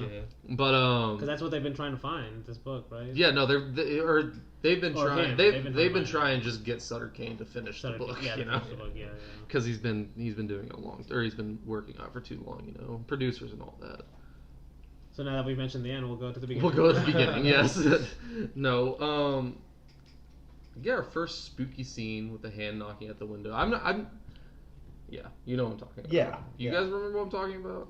This is I like honestly don't remember. What this he is does. this is still in the asylum because we're in the asylum for a little bit before we go back to like where a normal movie would start. Yeah, you yeah, I know? know what you're talking about. Yeah, Because like we have like the hand knocking at the window, Yes. it goes like eerily quiet in there, and the shadow appears behind him and stuff like that. Okay, We no, get our I first definitely- flash forwards and yeah. flashbacks and all that, you know. There's a quick like of all the Yeah, scenes montage. he's seen Yeah, and a quick stuff, montage yeah. that we're gonna see later on in the movie. Yeah.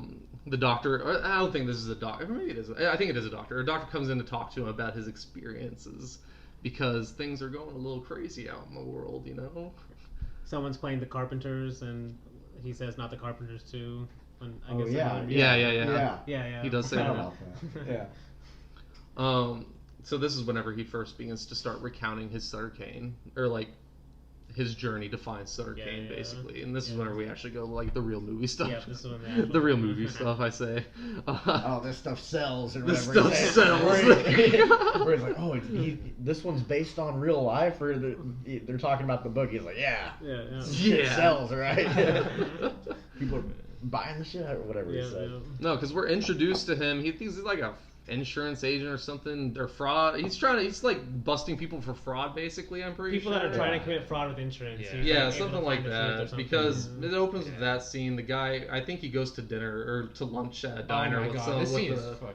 This, Yeah. this, I like this this scene, scene a lot. I said my last review, like I have like bad enough anxiety. This movie didn't help, and this is the start of that. Like, This is the start. I of was that. like this whole time. I was like, oh my god, like I love the can't scene take though, that. where they're No, just it's like, great, like yeah. literally they don't recognize him the whole time. Like there's people screaming. Yes, in the background. exactly. There's like a guy walking towards an axe. Everyone's Oh like, my oh, what's God. they gonna do? And the whole time they're just like having their own conversation. Yeah, they're So just literally lost the in their own glass world. hits Like, the It's glass. like It Glass. Follows stuff, like Yeah. you know, like. Mhm. Well, I guess It Follows probably this, but yeah, just Plus, I as understand respect, that. you know. Like, The man just busts in, going like, "Do you read Sutter Kane?" Yeah. Yeah. And then his eyes are all like all weird. They're Yeah, he's like got those, two pupils, you know. Yeah. Things are going a little crazy already at the very beginning. Does he have some of the burns that all of the other Yeah, I'm pretty people sure have? he Yeah. looks weird. So, but like after this, John, I think is his name in this movie. Is super generic. He goes to the publisher. Mhm. And he does end up accepting the case to find Sutter Kane, you know, or to like find Yeah. where he went. Mostly after he was talking to like Styles and all that, because like we find out she's a great character in this movie, honestly, because Yeah, she's good. the things that happen with her in this movie are fantastic. No, and this is what I was saying earlier about kind of knowing that he's already going to turn insane. Like in this scene with the publisher, where he's like just like basically making fun of the people that are like falling for this. You know, he's like, it's just a of a shitty horror novelist. Like, how could people be doing this? Like, Yeah. and the whole time, Yeah. you know, like he's gonna be turned insane, like from this movie, you know, or from the book, basically. Yeah, from the book. It's kind of like he's making fun of himself, like. Yeah, basically. I Pretty mean, much. yeah, because they're literally recounting how like Sutter Kane started believing his stuff was real and everything, you know. And he's like doubting it the whole time. Yeah. After he walks out of the publishers, we see the first thing of like the Hobbs End posters on the wall. He like looks behind one because that comes. We'll get back to that scene later because this is a scene that happens I think like 3 times or something in the movie. 3 or 4 times With the actually. cop, the cop, but I'm talking about like just the posters on the wall, those and him looking at him posters, peeling yeah, it back yeah. and looking because Yeah. that happens like 3 or 4 times in the movie. But the cop scene also happens 3 or 4 times because the cop is just beating that like just beating the homeless guy, and then I think he wakes. Well, it's like the mob appears behind him, led by Kane's agent. You know. So this is, I think, where he's actually starting to see the book.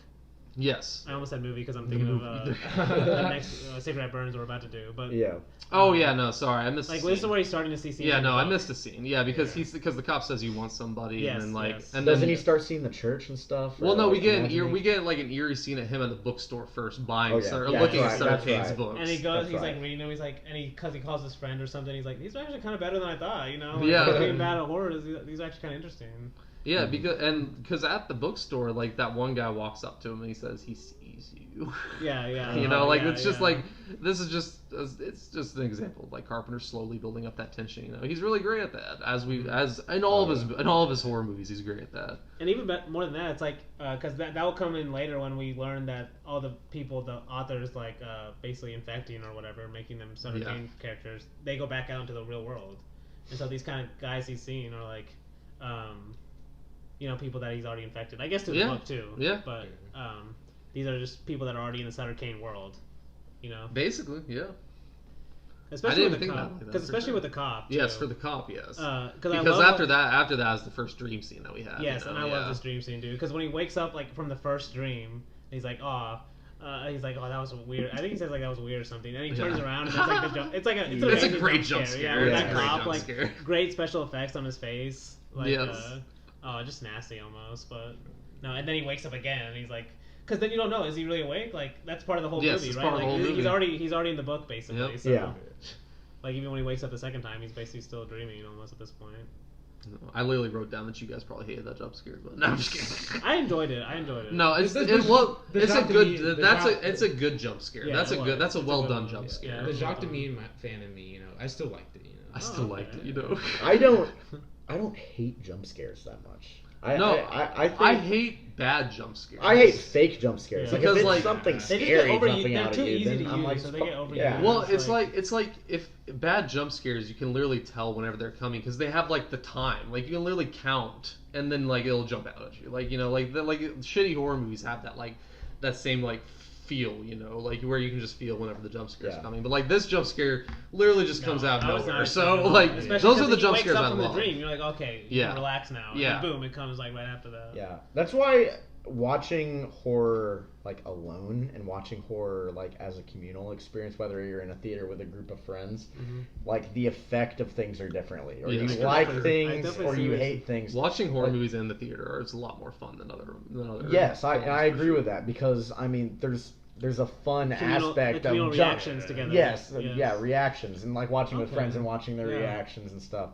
But if I'm watching by myself and it's full of jump scares, I'm gonna hate it. I'm not gonna watch it. That's a good point, dude. Yeah. You know, jump scares are more tolerable. Like if you're in a with some friends, like it's fun. It makes the horror movie fun because it's like.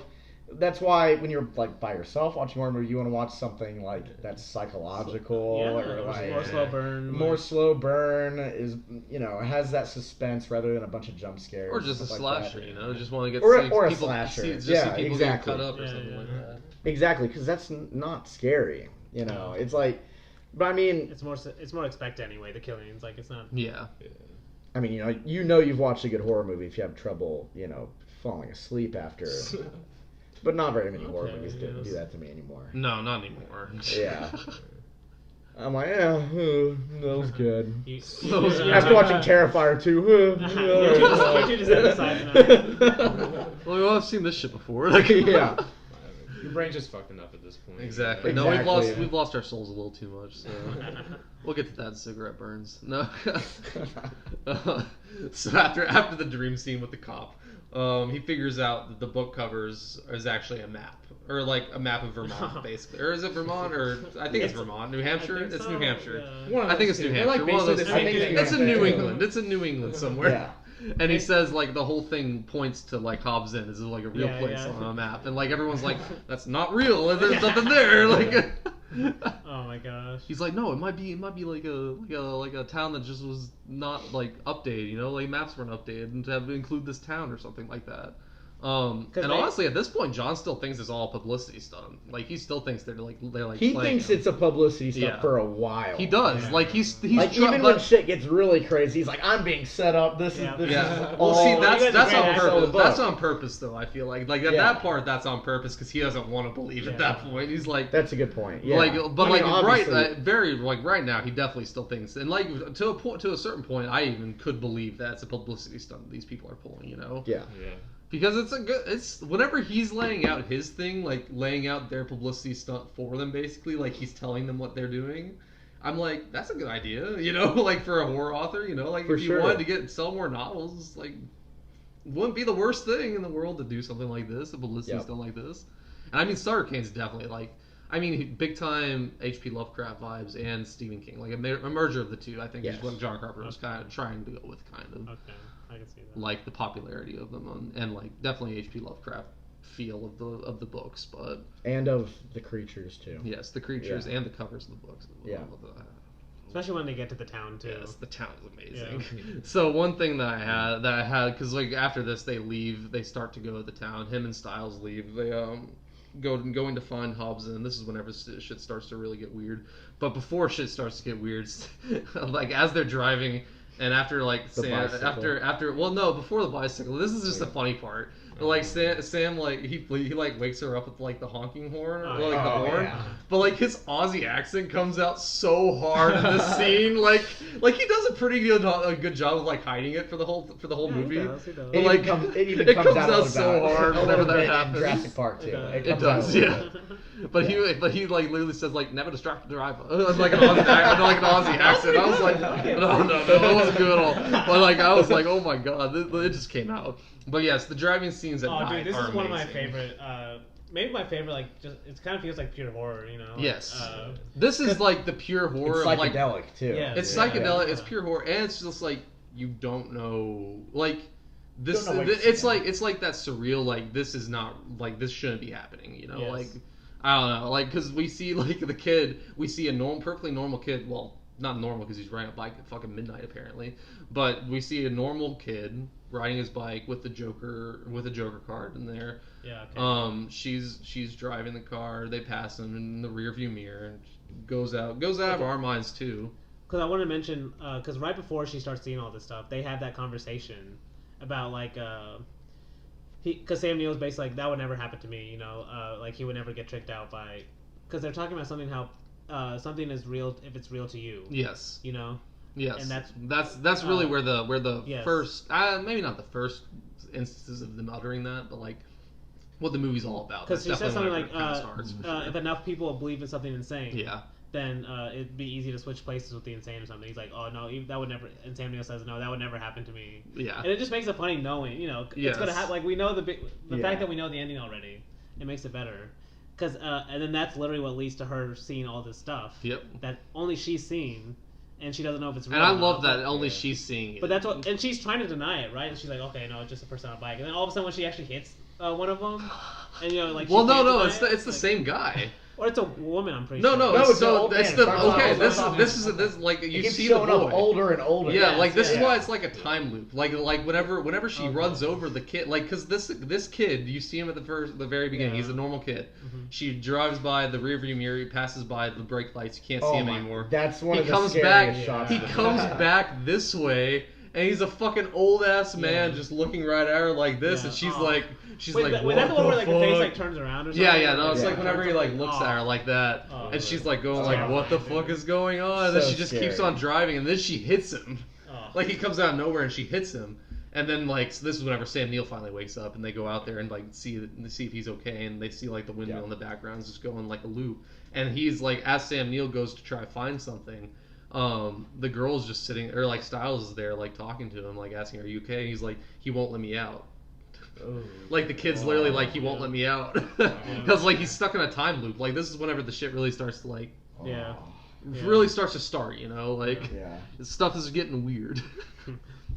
So like after that we get to kind of like the transportation, you know, like or like I think of it as a portal because like Kind of. that's Through the literally bridge, like right? it's Yeah. literally Under through the the tunnel? bridge. Well, The like tunnel? before they The even get tunnel, to a the bridge, yeah, something before like they that. even get to like the bridge. I call it a bridge. I literally wrote in my notes as like bridge tunnel, but before they get to that, like she looks out the window, or she looks out the window, and they're like driving in the clouds, like so, like Well, because the lines on the road Yeah. disappear. Like the it lines on fades the to road black. disappear, fades Yeah. to black, Oh and my everything, gosh. which comes back later as well.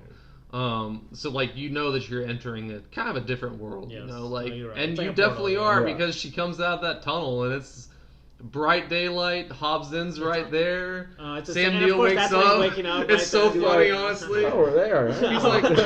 He's like, I must have slept all night. He's just so nonchalant about everything. Dude, this has She one of is my- freaked out. She Like, is freaked out. She's like, you drive. No, this has one of my favorite shots in the movie too, where it like, yeah, right when he's waking up, like the focus is on them, and then in the same shot, the focus changes to the "Welcome to Hobbs End" sign, Oh, Yes. and they're like, "Oh, we're in Hobbs End," and then focus changes back to them in the car, all in the same shot. It's an amazing shot because, plus, like especially like you said, like the tunnel's like super dark, it's like really scary, and then all of a sudden it's like super bright, and they're like, "Oh, we're in Hobbs End," you know, like Yep. that's Yeah. what Sam Neill Yep. waking up, you know. It's like, so funny, dude. like, it kind of I makes love sense Sam that Neill he's in this show. like he's not on the same level as her yet in terms of believing Oh, everything that's no. going on. Yeah. He slept through it all. Yeah, exactly. No, exactly though. Yeah. Yeah, because well, they drive into the town. This is also where things start to get weird because like town's completely empty, and then Yeah. I honestly I mean, I don't okay. think Sam Neill also doesn't see this part. I think it's just Styles sees the kids chasing after the dog. Like she's also the one that sees that part. The town's empty. The town's Yeah. completely Like empty. the town yeah. is. Okay, so if He's you're talking real- about. Isn't he talking about how nice it is? He's like, oh Yes, yeah. he's literally talking about how nice it is. Yeah. Yeah, he's like, where are all the this- people though? He's like, it's a small town, suburban town. Like, It literally looks like Children of the Corn. It's like an old Yeah. guy walking into an empty bar, you know, like, oh yeah, I can live with this. But it's like that. I live with It's this. like that ghostly effect with It the is. kids running out. It's like you Yes. don't really hear them running or anything. It's No. kind of ghostly how they come out. Yeah, and Styles, like I Yeah. said, I think she's the only one that sees that. Like he's looking off the other way, doing some other shit, and she's like looking this way because she sees. Or I think it ends with like a bloody axe is just sitting there. in the, in the That's how the foreground. shot. while Yeah, they're in the walking, foreground while yeah. they're walking away. Yep. But they go to the hotel. It's called, or they go to the hotel that's actually from Hobbs and Horror, like the book. And this is where she recognizes. Yes. Like, okay, yeah, we're in a She's fucking starting to book or recognize it. something, Yes. Yeah. She's starting to get really. Because I mean, she's she's like- already freaked out, but Yeah, she's yeah. starting to get. Yeah. This is whenever her comments about like what is reality, you know, like Yes. this is where it starts to really come into effect because like she starts to lose control of herself at this moment, and we'll get to later on whenever she actually fully does, but. Because she recognizes the Something's hotel, wrong. the woman working at the hotel as a character from the book. Yes. And he's like, "What are you talking about?" Like, Well, she recognizes. Well, she doesn't tell him that. I don't No. think because Not she initially. says that she knows her, and then he goes down later on, and starts talking to her, and telling her or asking her things about her life, and she's like, or I think he asked like, when did you get this painting? And the lady's like, oh, that's yes, not my right, painting. Yeah. And then he's like, oh, but Styles told me it was because she said that she knows you. And she's like, I've never seen that girl before in my Yes, life. yes, And that's whenever yes. he Okay, figures that's what out. it was. Like, Yeah, so he doesn't tell her directly. no, yeah. she doesn't tell him directly. She tells him that she knows who they are. Yeah. Because she does know who they are because Because they're in the he- book. But Doesn't she explain to him? She's like, oh, she went crazy, killed her husband. That's what I something thought. yes, like okay, that. yeah, she does. Yeah. Because but that's he when doesn't he believe yells. her. Yeah. He yells at her. One of the funniest lines, like he basically yells. He says, "We're not in a Sutter Kane story," Yeah. or something like that. And just We're the way he not said in it is Sutter like, Kane, no. it's like, it's just over the head that they are in a Sutter Kane. Like he's basically, Yeah. it's like John Carpenter yelling you like they are in a Sutter Kane story. Yeah. You know, like because everything this guy said has been wrong up to this point. You know, like. Yeah. Yeah, because everything is similar to the book, literally, and like Yeah.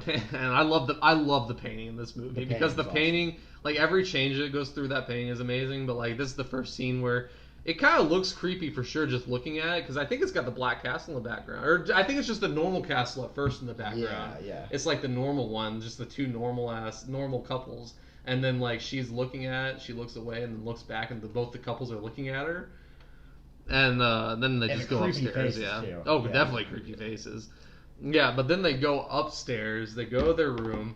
This is when they really start talking about the book. And he's like, if this book was real, the church will be out this window, which it isn't. And then she's like, no, you didn't read closely enough. The church will be out this window, and it is. And it is there. And then like Sam Neill's like, oh shit. Like this is, I think this is whenever he like actually starts to first like. Well, this is the thing. I think he knows. Like, I think deep it's like down he's he trying to knows, lie to yeah. himself this whole time. Yes. I'm not in That's a Sutter good Kane It definitely story. I'm feels not in like Sutter Kane that. story, you know? I'm not in the Sutter Kane. I'm not in the. Yeah, because Styles definitely doesn't believe they're. She definitely doesn't believe they're in reality anymore. No. She no. definitely doesn't believe it. And we see like the immaculate matte painting that I was that I was talking about in the thing with the Yes. thing as well. Like the painting of the church is amazing. Like honestly, the first time I watched it, I didn't even know it was a matte painting. I just thought it was a real ass chapel they went to somewhere or something. Oh wait, I don't know. Oh shit. Yeah, no, that's Yeah, not a real yeah. chapel. That's just a matte painting. Yeah. Damn. And it's I don't think I recognize that either. I think I noticed her off the bat. But I You but did. I'm We watched an it. artist, We though. watched it. We Like, watched it I together. kind of noticed stuff like that. No, yeah, we watched it together, and you said that, and I was like, huh? I didn't know it was. So But they really sell it because when they go They up do. close, the Yeah, are you scale with when they're them? standing It's right huge, next to the dude. doors is huge. it's literally huge. And it's beautifully painted as well. Yes. So like this is whenever more things from the Sutter I can't Kane even books tell start right to now. happen. Yeah, you can't tell Yeah, either. what? Yeah, it's, We're looking at. It looks good. I can't even tell. it's insane. No, that's a great What the shot. heck? Like whoever they had painting these for him, or, Oh, like because yeah. you can't tell Amazing. in the thing either. Those are matte paintings. Like those it looks like real a real spaceship basically, you know. Yeah. But it's not. But this is like whenever they get to the chapel is whenever more weird things from the book start happening. You know, like the children are running after the dog, and I'm pretty sure its leg is gone at this point. Or is that later on in the movie? That might be later on in the movie whenever the dog's leg is gone. But because the townspeople come to the chapel with their guns and stuff, tell Sutter Kane to like give back the boy. And then this is whenever the stuff like the chapel door starts opening like and closing really fast with that kid that looks really creepy. And then you see Sutter Kane for the first time. He's just standing there, looking all funny. I don't know. I think he looks funny, but the main guy in like when all the cars are pulling up like in a row. Yeah. And I think that's the moment where he's like, okay, Yes, I don't buy any of this. He still believes in the publicity at that point. The main guy, the crazy guy that comes up to him is the Ghostbusters 2 bad guy, right? I haven't seen Ghostbusters 2 You actually. No. I've seen Ghostbusters. I haven't even seen Ghostbusters. Really? I'm surprised you haven't seen Ghostbusters. Well, I've seen Ghostbusters. Ignore my point then. Brian's like, I'm leaving. No. It's not that good. It's not that good. Yeah. No, so the door. You see Sutter Kane for the first time, like I said, and then the three. This symbolizes Cerberus, at least to me, just like the three dogs from hell, basically, because all of those Dobermans run out 3 at a time, you know, and just I don't know. That's at least what it said to me. But the dogs start attacking the townspeople. I love slow-mo shots of dogs running. Exactly. Love them. Because I did love him. I did write down in my notes that John does still think he's in a publicity stunt because of that scene. I mean, he literally says something like this whole place is a setup after this too. Yeah. Because this is when he's like, I think is it the next scene where he talks to that guy in the bar? No, the next scene is whenever he talks to the lady, to the innkeeper. Oh, okay. Because he goes back. They both go back to the inn. Okay. They return there. The painting's changed. It's looking at him now. That's weird. Yeah. He talks to the lady. It's a really creepy scene. I can't remember if this is the scene where she's kicking her husband or not. But Styles leaves in the car after this scene, or like that's the end of this scene because like she's telling him that she wants to get out of here basically, and he's not wanting to. I don't think. Yeah. And so she just gets up and leaves, and she drives back to the chapel. Yeah. And I think Sam Neill's off screen for a while for this because she's just by herself at the chapel and she's literally entering hell basically. It's funny how he chooses, or not funny, but like definitely did this for a reason. But that chapel obviously is supposed to be for Christianity, and it's a portal to hell. Yeah. So, well, they walk in and all the crosses are upside down. Like, yeah. I'm sorry. We did pass the scene with the man in the bar. That was right before this. Okay. Or that was right before that was right after Styles drives off in the car. We have this one scene. Yeah. Yeah, where he's talking to this guy who's basically telling him to leave too. Yes. Mm-hmm. He's like, you gotta leave before you get too caught up or something in the story or something. Yeah, he literally says you gotta leave, or you don't want to get caught up in the story or something like that, because they literally can't leave. Just like that kid, whenever she ran him over with her on the bike, he literally said, he won't let me out. You know, like that's how these people feel.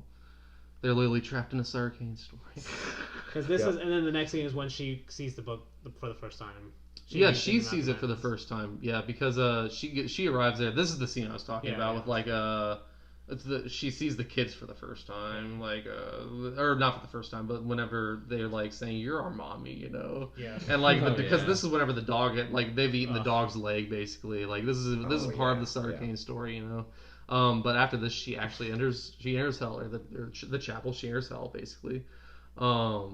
I can't believe she even entered after that. Like, no, imagine you saw kids, like these weird ass kids like walking up to you saying. Dude, if I saw those weird ass kids at the very beginning, I'd be gone. Like, oh my god, I'd be out of there. Like, honestly, it goes, I think, towards part of the story though that both of them are basically already part of the story. Yes, they are. Like they're basically already in it. I think that's honestly what the opening frame with just the book being printed is supposed to state. Is like we're literally just reading the story as it's happening, basically. Well, I mean, we'll get to the very ending, like the last scene. But I think that's definitely what it's supposed to mean. I think so too. And I kind of like the scene where Styles is reading the book for the first time because it's like cut with John just like stuck at the end reading. Like he's literally just reading at the end, and then it cuts back to her in the chapel again with Sutter Kane. But like.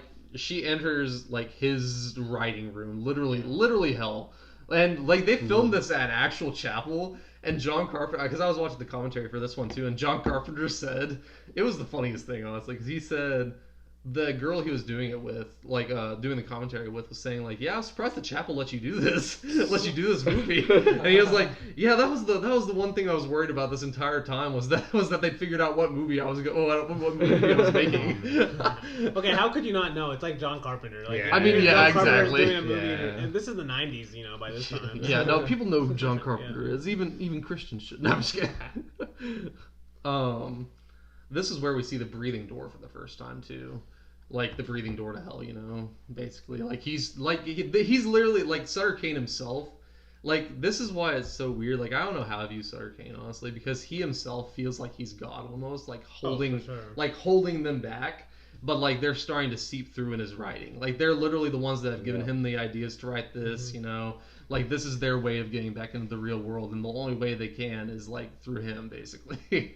And this is where we get all that for the first time, and this is where the what is reality and what is real to people is, does that make it real? You know, like that's where this conversation really comes into effect. Because Sutter Kane is like saying my book's going to be bigger than the Bible. If more people buy my book than the Bible, And then believe it, then does that make it more real than the Bible? You know, Yeah. like he literally says this is the new Bible, and then she like forces her to read Yeah, it. You yeah. know, and her eyes are bleeding and shit like that.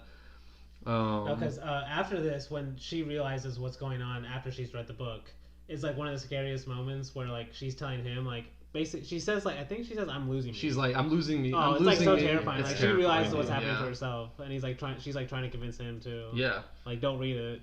She literally tells him not to read it if Yeah. like don't read it because it does make Yeah. you go insane. But I love the I am losing me scene And because it's what Yeah. this whole movie feels like. Like you're literally like Yeah. like honestly the I am losing me. If you were going insane, that would be something you'd probably say, or like something you think. You might not say it out loud, but if you're going insane like this, you'd think like I'm losing me. You know, like Yeah. I don't know who I am anymore. Yeah. Like I always like she is convinced she's not real. yeah. You know, she's convinced she is a fictional character in a Sutter Kane story. Yeah. No, because and then I think it's the next scene where Sam Neill sees the guy in the bar, and he says, "I can't remember which came first, us or the book." Yeah. And that's basically what she's turning into that character, where like She is. at a certain point they're not going to remember like, are they a real person or are they just a character in the book? And she's like realizing that, like you said, like. Yeah. I guess like the real life equivalent of that would be someone realizing they're becoming insane, maybe, or at least changing as a person. Yeah, but, changing as a person might be but might be a literally better idea. insanity, maybe. Yeah. As well. Like that's at least what I think. Like if I was going insane, or like if I like maybe that's honestly this is kind of sad, but like that's kind of what I feel like Alzheimer's feels like. You know, like literally you're losing you. Like you can't remember anything. Like. Right. Like that's almost what it feels like. I don't know. That was a little sad, but That's honestly like one of my You're biggest saying, fears, though. getting Alzheimer's. Yes, no, like, it oh is my for sure. goodness. hopefully they have a cure for that by the time we're old, if we don't all Probably die. not. But after the I am losing me scene, we have like that overhead shot, which is fantastic of her just laying on the bed, and then Sam Neill running out into the hotel. Yeah. And things changed again. The black chapel's in the back finally. The two couples have turned into monsters there. Oh, Sam Neill goes down the basement, sees the lady, sees the old innkeeper Sees there her, chopping. It's not the old lady anymore. She's a thing out of hell at this point. The scene makes me laugh every time. It does, yeah. It's funny, honestly. Just because she's Happy Gilmore's grandma. in Oh, Happy is she? I Gilmore. didn't know that. Wow. And I just remember, like, every single time I see her in this movie and she's doing crazy shit, it reminds me of just her being tortured by Ben Stiller in the nursing home. Dude, I love She's a Happy good Gilmore. actor. She is a good actor. She's a good actor. She's honestly really good in this movie too, because Yes. like that scene, or at least her chopping up her husband and then like all the tentacles going crazy. Yeah. It's really good. It's just a really funny scene because Sam Neill goes crazy. Obviously, he starts to go. He like runs back upstairs and shit. This is whenever. This is kind of what you were talking about with him going back to the bar, because this is whenever he actually goes back to the bar and the guy blows off his head. You know, because he can't live with it anymore. Obviously, I think actually his daughter, that dude. The dude in the bar's daughter came and like started chewing his cheek. Also, like his cheek was gone as well. Yeah. Oh, Because yeah, he that's right, also that's he right. also said the Yeah. story about like how like it started with the children. You know, like Yeah. he took the children first and then it just grew, kept on growing, which is honestly kind of might be John Carpenter saying something about how that is how marketing works. You try to get the kids before, like, you get the kids. You always skew to the younger generation with, like, at least, like, books and movies, it feels like. Because this is how, I mean, this is the guy that shoots himself, right? Mm-hmm. When he says, I can't, and he's like, don't do it. And he's like, I can't, the writer wrote me this way. Yeah, the writer wrote me this way. Yeah. Yeah, leaves him sitting all alone there. This is whenever he's starting to completely lose it after this part, because he gets in the car, tries to drive off, and every time he tries to drive off, this is when the mob comes, right? This is when the mob is like blocking the way there. Yeah. Like he's trying to drive away. I think he even knocks Styles out. Yeah, and then puts her in the car with them. Yeah. And every time he tries to drive away, like the lines blur like they did with her whenever they got there. Yeah. And then he comes back, and I love how the last time it happens, he just like there's just the funny look on his face. He just kind of smiles and shakes his head, and then he just drives through the crowd. It's like the horror movie version of Austin Powers, like trying to back out in now small hallway. It's like the horror movie equivalent to that scene. It's like the horror movie equivalent to that scene. No, it is, because you just see like random cuts in, just like slam his brakes, turning around. No, you do. Oh my god, it happens over and over. It's funny.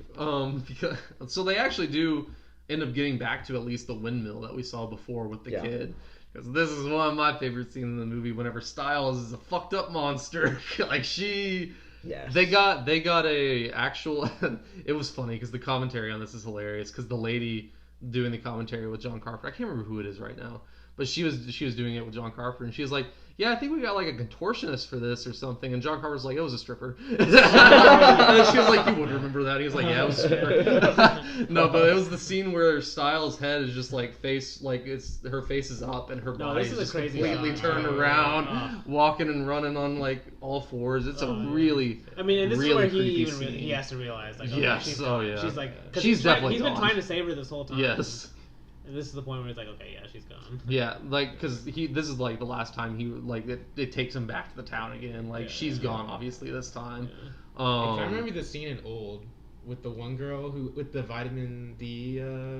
Yes. Yeah, I know what you're talking about. Yeah. Oh my god. The bone. Yeah. Yeah. That's like the one. That's like the main image I remember from the movie. So like, I'm not gonna. I like that movie. I liked Old. I liked Old. It was decent.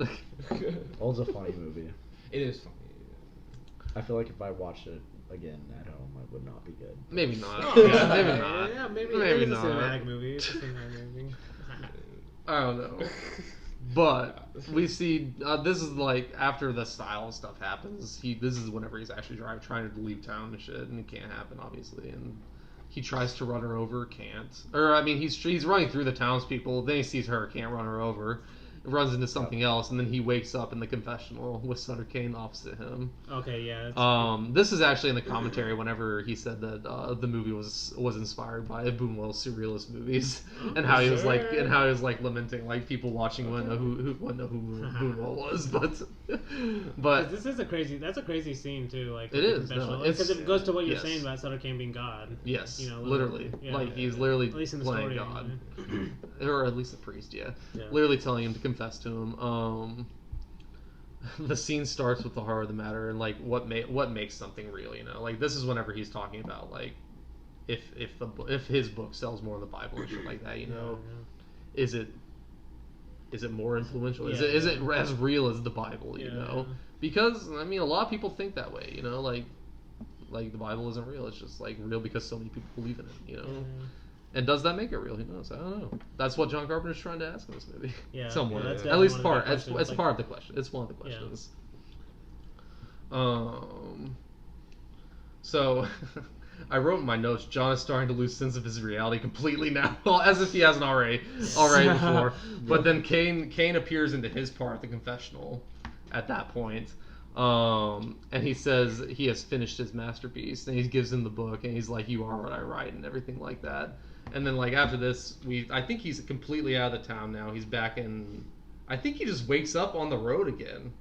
Like he just wakes up on the road, Yeah, he does. Yeah. Is this before the bus? It's before the bus. Yeah, it's before the bus. This is like when he sees the kid, and this kid is like, I've never heard of that town before. Yes, He's yeah, like- yeah. It was just like a dirt road or something. Oh wait. like that, right? Before we do that, I forgot the main part. His entire escape back to reality, because this whole part, like him and Hobbs in, is not like reality. Like he's literally because he also goes to like Sutter Kane's hell, basically, where he's writing, and Sutter Kane gives him his novel. And as like Sutter Kane's doing this, you see the breathing door. Sutter Kane opens his face. He peels himself back with the. He literally is opening the gates of hell, basically, with that. And then as Sutter Kane tells John to run. He tells him to run, get out of here. He can't. He's curious, and as he starts walking over to the edge to look into the abyss, Styles is behind him, literally reading the novel as he's acting out what's happening. And then you see the run of the monsters, all the Cthulhu like monsters that people come to John Carpenter movies for, honestly. They appear here, and it honestly looks pretty good. That was the one thing I was kind of worried about. It was something like that wouldn't hold up as much, but you can tell they're rubber monsters, but they look good at least still. So I'm glad that I didn't miss that part, because that's one of the biggest parts in this fucking movie, the escape back to reality in that long hallway. Because that's also just a great shot of him running down the long hallway. It's a great visual for sure. But after that, he pops up into that one field or something again, and he starts just walking along the road. He stops at a motel. He's trying to run away from the movie, from the book. Yes. He sees the paper boy, who's actually Hayden Christensen. That was Hayden Christensen. What the fuck? Look that up. John Carpenter said this was before he turned to the dark side, but that was just joke in the commentary.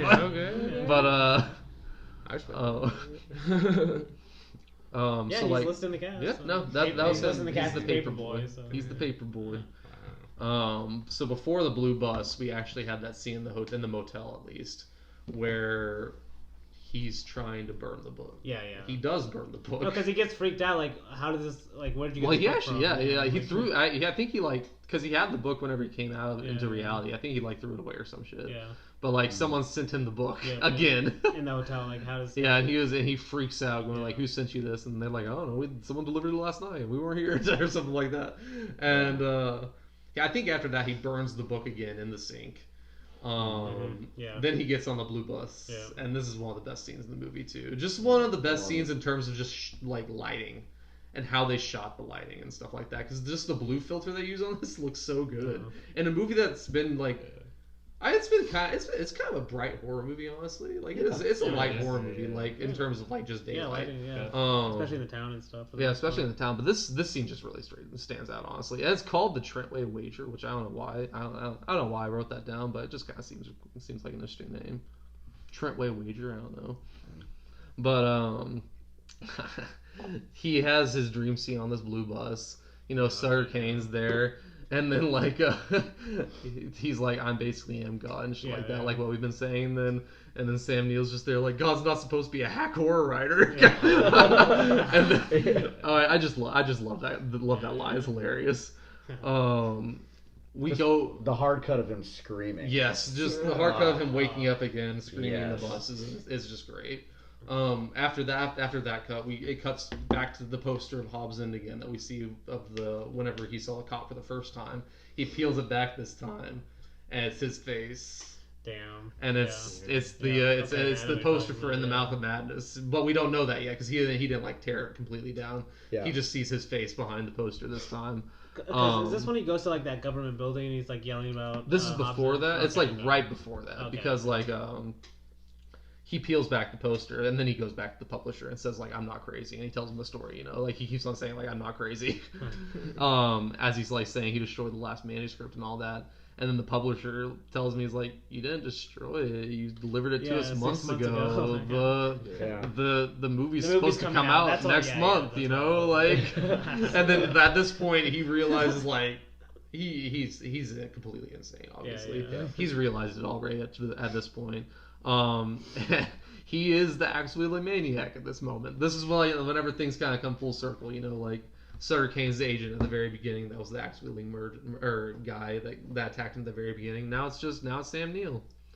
And I love this scene with the guy walking out of the bookstore reading In the Mouth of Madness. His eyes are bleeding. Sam Neill's standing there with the axe, and he's like, "How do you like the book?" And the guy's like, "Oh, I love it." And he's like, "Oh, then you won't be surprised about what happens next." And then he like fucking just like goes yeah. he kills him. Stabs him. Yeah. Yeah, and I just love that line because he's fully bought into like the insanity of like this Yeah. book's fucking real. Like Yeah. at this point he's like it can't not be real because like all this is happening. And so I just love that line. Then it comes back to the mental asylum. Yeah, you know, the we're back present to the day, mental asylum, back to the present day. Like, because I remember when the flashback initially happens at the very beginning, you kind of think it's gonna be like a short flashback. It'll cut back to like him at the ward or something. But then like you just get sucked into the real narrative, like I've said, the real narrative of the movie, which is him in flashback. But then when it cuts back to the beginning of the movie, basically. it's like you almost forgot about it. Yeah, at certain you almost do. Yeah. Yeah. Because like you said, that actually has its own ending with him actually stabbing, you know, the guy. Be like, Yeah. you could have seen the movie actually ending there, you know. Oh yeah. But then it goes back to where the movie starts.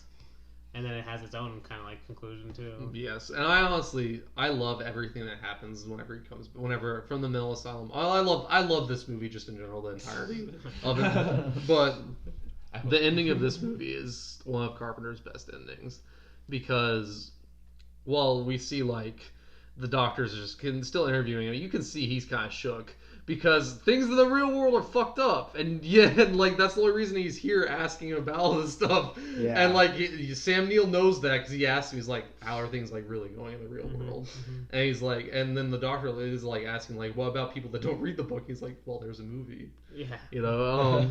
And then like whenever they walk out again, I think the other doctor that's there goes like, "Do you read Sutter Kane?" To the doctor that's leaving as he's interviewing. No, this scene is crazy too because, like, you don't because when the doctors walk out, it cuts to like Sam Neill in his prison listening to everything that's happening. No, that's what I wrote in my notes. He sees the annihilation of the middle ward like just via shadows basically. Yes, like yeah, he doesn't see he's it hearing at all. it. So like you don't even know if everything he's seeing is real or not. You know? Yeah. Because like you're basically, you know, everything now the camera's showing is basically his reality. So you don't know if it's real, like in the real world. And until the next shot. Well, at least unless you believe that's still just in his mind. That's what I'm saying. But I mean, Isn't we there see like just chaos. And we pure see silence? we see the Like, chaos, Yes, pure it's pure silence. Because like his prison door somehow opens. That's and right. he sees all the chaos in the prison while he's slowly walking. Well, out. you see, the door opens and it's got this huge gouge from what you would think is a monster, at least in his mind. Yes. You know, like it'd be like one of these like elder horrors. Like that's what I'm saying. You don't know what Like to a trust Sutter Kane anymore, movie. even though you're seeing everything, but it's through his eyes, you know. So like what? Because we don't actually see what actually happens to cause all the chaos in the prison, right? Because he's in his cell, so we're only seeing kind of what he would think, what he saw after he gets out. Yeah, and because he's just walking down the street. It's completely deserted. Yeah. That's a good point. It might not be. It might just be his reality. It might not even be real. Who knows? I like to think it's real because like him going into the theater and just watching the movie that we've basically seen. Yeah. It's just it's literally a fantastic perfect ending. It's a ending. perfect It is. ending, dude. It literally just ties a bow on the whole movie of what he's trying to say with the movie. You know, like what is reality? Like we don't fucking know. He's enjoying it too. He is enjoying it too. I love, because he's watching it and he's literally going even more insane as he's watching it. Yeah, he's laughing. Because it's like, I love. He's like, ah. Yeah, I love this. He's into Sam it. Neill, dude. That's what I love. Like He's watching so Sam good, Neill, dude. like even just do those faces. You don't even see him do those faces that often. Dude, Yeah, he's that's so true. good. He's so good in this movie. Like this, he's a fantastic actor. I think people know that, but he has range, obviously. Yeah.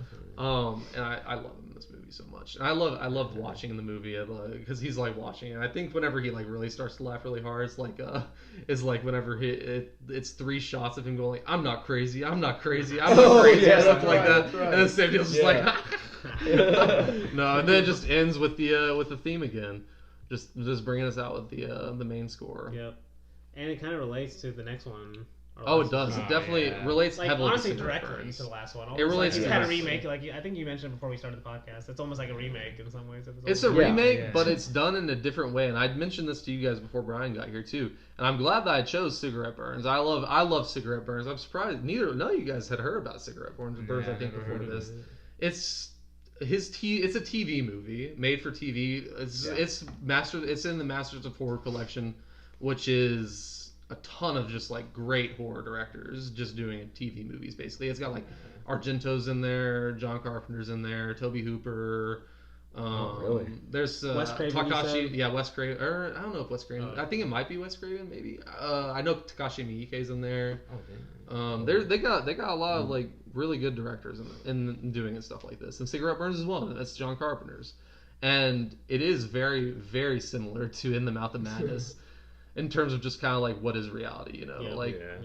Is it like kind of what we make it almost? Especially relating to the stories, you know, we kind of, you know, entertain ourselves with. Yes. You know, spend our time with, you know, like what becomes real at a certain point. If like so many people are invested in a Sutter Kane story, or in this case, people wanting to see a movie really badly, you know, like what's the fantasizing notorious about a movie. director that made the movie? I forgot his name, but yeah, but it's like Hans Bakovich. Hans Bakovich. Hans Hans. Bakovich. I just call him Hans because that's what they call him in the movie. But But yeah, the movie opens with Norman Reedus talking to a movie collector who has like over 8,000 movies. Tells him to. That's my goal. Oh yeah, same. He tells him he'll give him $100,000 and a 2 weeks run of this movie in his theater because Norman Reedus, as we figure out in the next scene, is $200K in debt to his dead girlfriend's father-in-law or father. No, not even her father-in-law. It's his dead girlfriend's father. Yes. And so he ends up haggling with the movie guy. Tell him he'll find this movie that's supposed to drive people insane and to the verge of like literal violence. He'll pay him $200,000 on a 2 weeks run in this theater, and that basically solves Norman Reedus' problems. He thinks. Yeah. Well, I mean, his attention is piqued once he sees the monster. Yes, literally the cast member.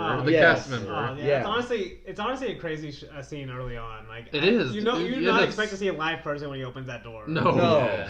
Well, you see the wings, and you're like, okay, all right. And you see the clipped winged creature. Yeah. Well, because like the thing is this is the whole. Well, at least in this movie's story, not what John Carpenter's trying to tell. Or maybe it is a little bit what he's trying to tell, but like if you film something truly evil, that will like or like rub off on the film, you know, make the film actually evil. Yeah. And so what they did is they wanted to like I think that's actually an angel in the movie. It's supposed to be an angel, and they clip its wings on camera, and that's what like makes the movie like evil. Yeah. And like the angel itself's soul is like bound to the.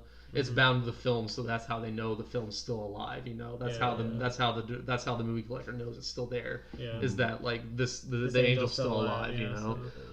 So Reedus accepts. I'm just gonna call him Norman Reedus because I don't remember his name. But he's pretty bad in this movie. I agree. But honestly, it kind of works. I mean, it works for the movie. Of the three actors we've watched. Kurt Russell. Yes, no, he's definitely the worst. He's easily the worst. Easily the worst. Like, for sure. I feel like with the amount of like foreign classics I watch, I'm kind of spoiled when it comes to acting. So whenever I see something, even these movies alone, though, like Sam Neill and Kurt Russell are like way better. They're way better. But it kind of works with the absurdity of it. It works for Norman Reedus is just too okay with everything. Exactly, dude. And when he's on the phone, like towards the end, it was just like the way he says everything. Like, oh my god.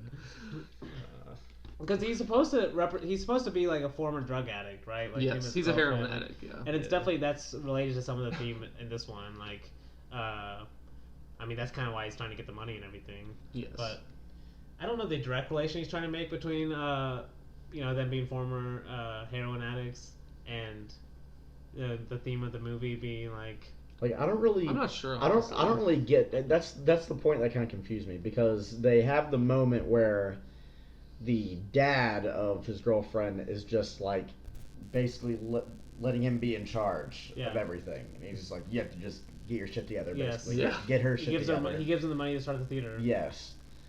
So but he's like, he's in bad shape. Oh, yeah. Give a heroin addict $200,000 and what are they gonna do? That felt a little off. But I mean, you do notice how much he's changed and how much. Because he looks good, in he looks like his present day. He's gotten his shit together. He's gotten his shit together because his girlfriend killed herself.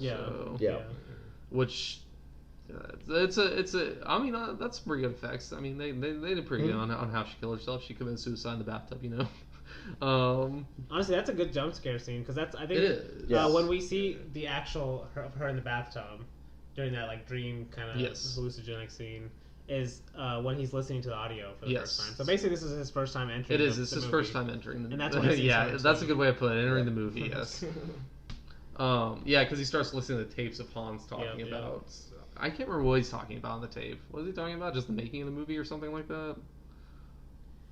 Yes. I can't remember, but They're interviewing him about the movie or something, from what I remember. yeah, because like after this, he goes to talk to I think a critic. I'm Yeah. pretty sure in Italy, right? He goes to Italy first, then Paris to the film archivist, Yeah. then to Vancouver. Yeah, those are the 3 spots. I think those are the 3 No, he spots goes. to. Doesn't he go to the archivist first? Then the archivist sends him to. No, that's wrong. No. He goes to no. the, Oh, there's a he goes to director the critic he goes first. to. Yeah, so he goes to the critic Yeah. first, then the archivist, then he goes to a Okay. director, and then to the wife. Okay, Okay, okay. that's how it Which goes. one's the sketchy guy? There's like one sketchy guy that That's like, Paris, I think. He gets sent to like a sketch. One guy sends him to the sketchy guy. Yeah, that's get, that's the archivist guy. Oh, that's the Because he archivist. gives him the card, Yes. and then you see the taxi. And that's when we go Yes. to like the warehouse and everything. the Honestly, the creepiest scene in the movie. No, that's the a great critic movie just scene. cracked me up really. Like the one that's oh, writing like this whole like this you is see just all one the review. pages. Oh, it's almost done. Yeah, yeah. Oh my Yes. God. Well, because Yeah. it's like this. The reason he gets sent to the critic is because the critic is the only one, or was one of the only guys left alive, he's left the one alive that that's seen the survived. movie. Yeah. And so he went to him to first off see if he knows where it is, and to talk about his experiences. And this is where we like get to the heart of the matter of, or at least to me, kind of what Carpenter's trying to say in this movie is like, why are humans kind of like drawn to this? To like watching stuff like this, you know, Yeah. or to wanting to watch stuff like this. Yeah, Like, yeah. why is our curiosity peaked on like the most horrific shit to see? Yeah. Like, why do we feel like we need to watch that? Yeah. You know, No, that's definitely that thing. It feels like that's whenever it starts to come out big in this scene for sure. Because he says something like, because I definitely think that's one of the themes, but I also think he's trying to say in this one like, movies can have a negative impact almost. Yes. Because he they says can. like something like, even the director was saying a film in the right hands can be really dangerous, Yeah. and this director knew that. Yeah. Because that's what the critic says, and I really think he's trying to say that like, a movie can almost be in a negative in a the same way like most people see movies as I think a positive thing. Yes. But like Yeah. you can make a bad movie that almost has a negative impact. I mean, The- I feel like the big key movies to like think about how they can have a negative impact and like just start like toxicity on the internet and like between discussions are like like the Well, it's new Star Wars movies. Yeah. No, it's definitely yes. toxicity. Zack on there. Snyder. Or that's more like fandoms DC, too. Yeah, like, yeah. like that's a great point. Like how That is. involved people get in the worlds to where it's Exactly. negative, not only positive, right? That is a great point. And also, it's just like, well, it's just the things that movies do that they aren't like advert. Like this movie, I think what you're saying is right.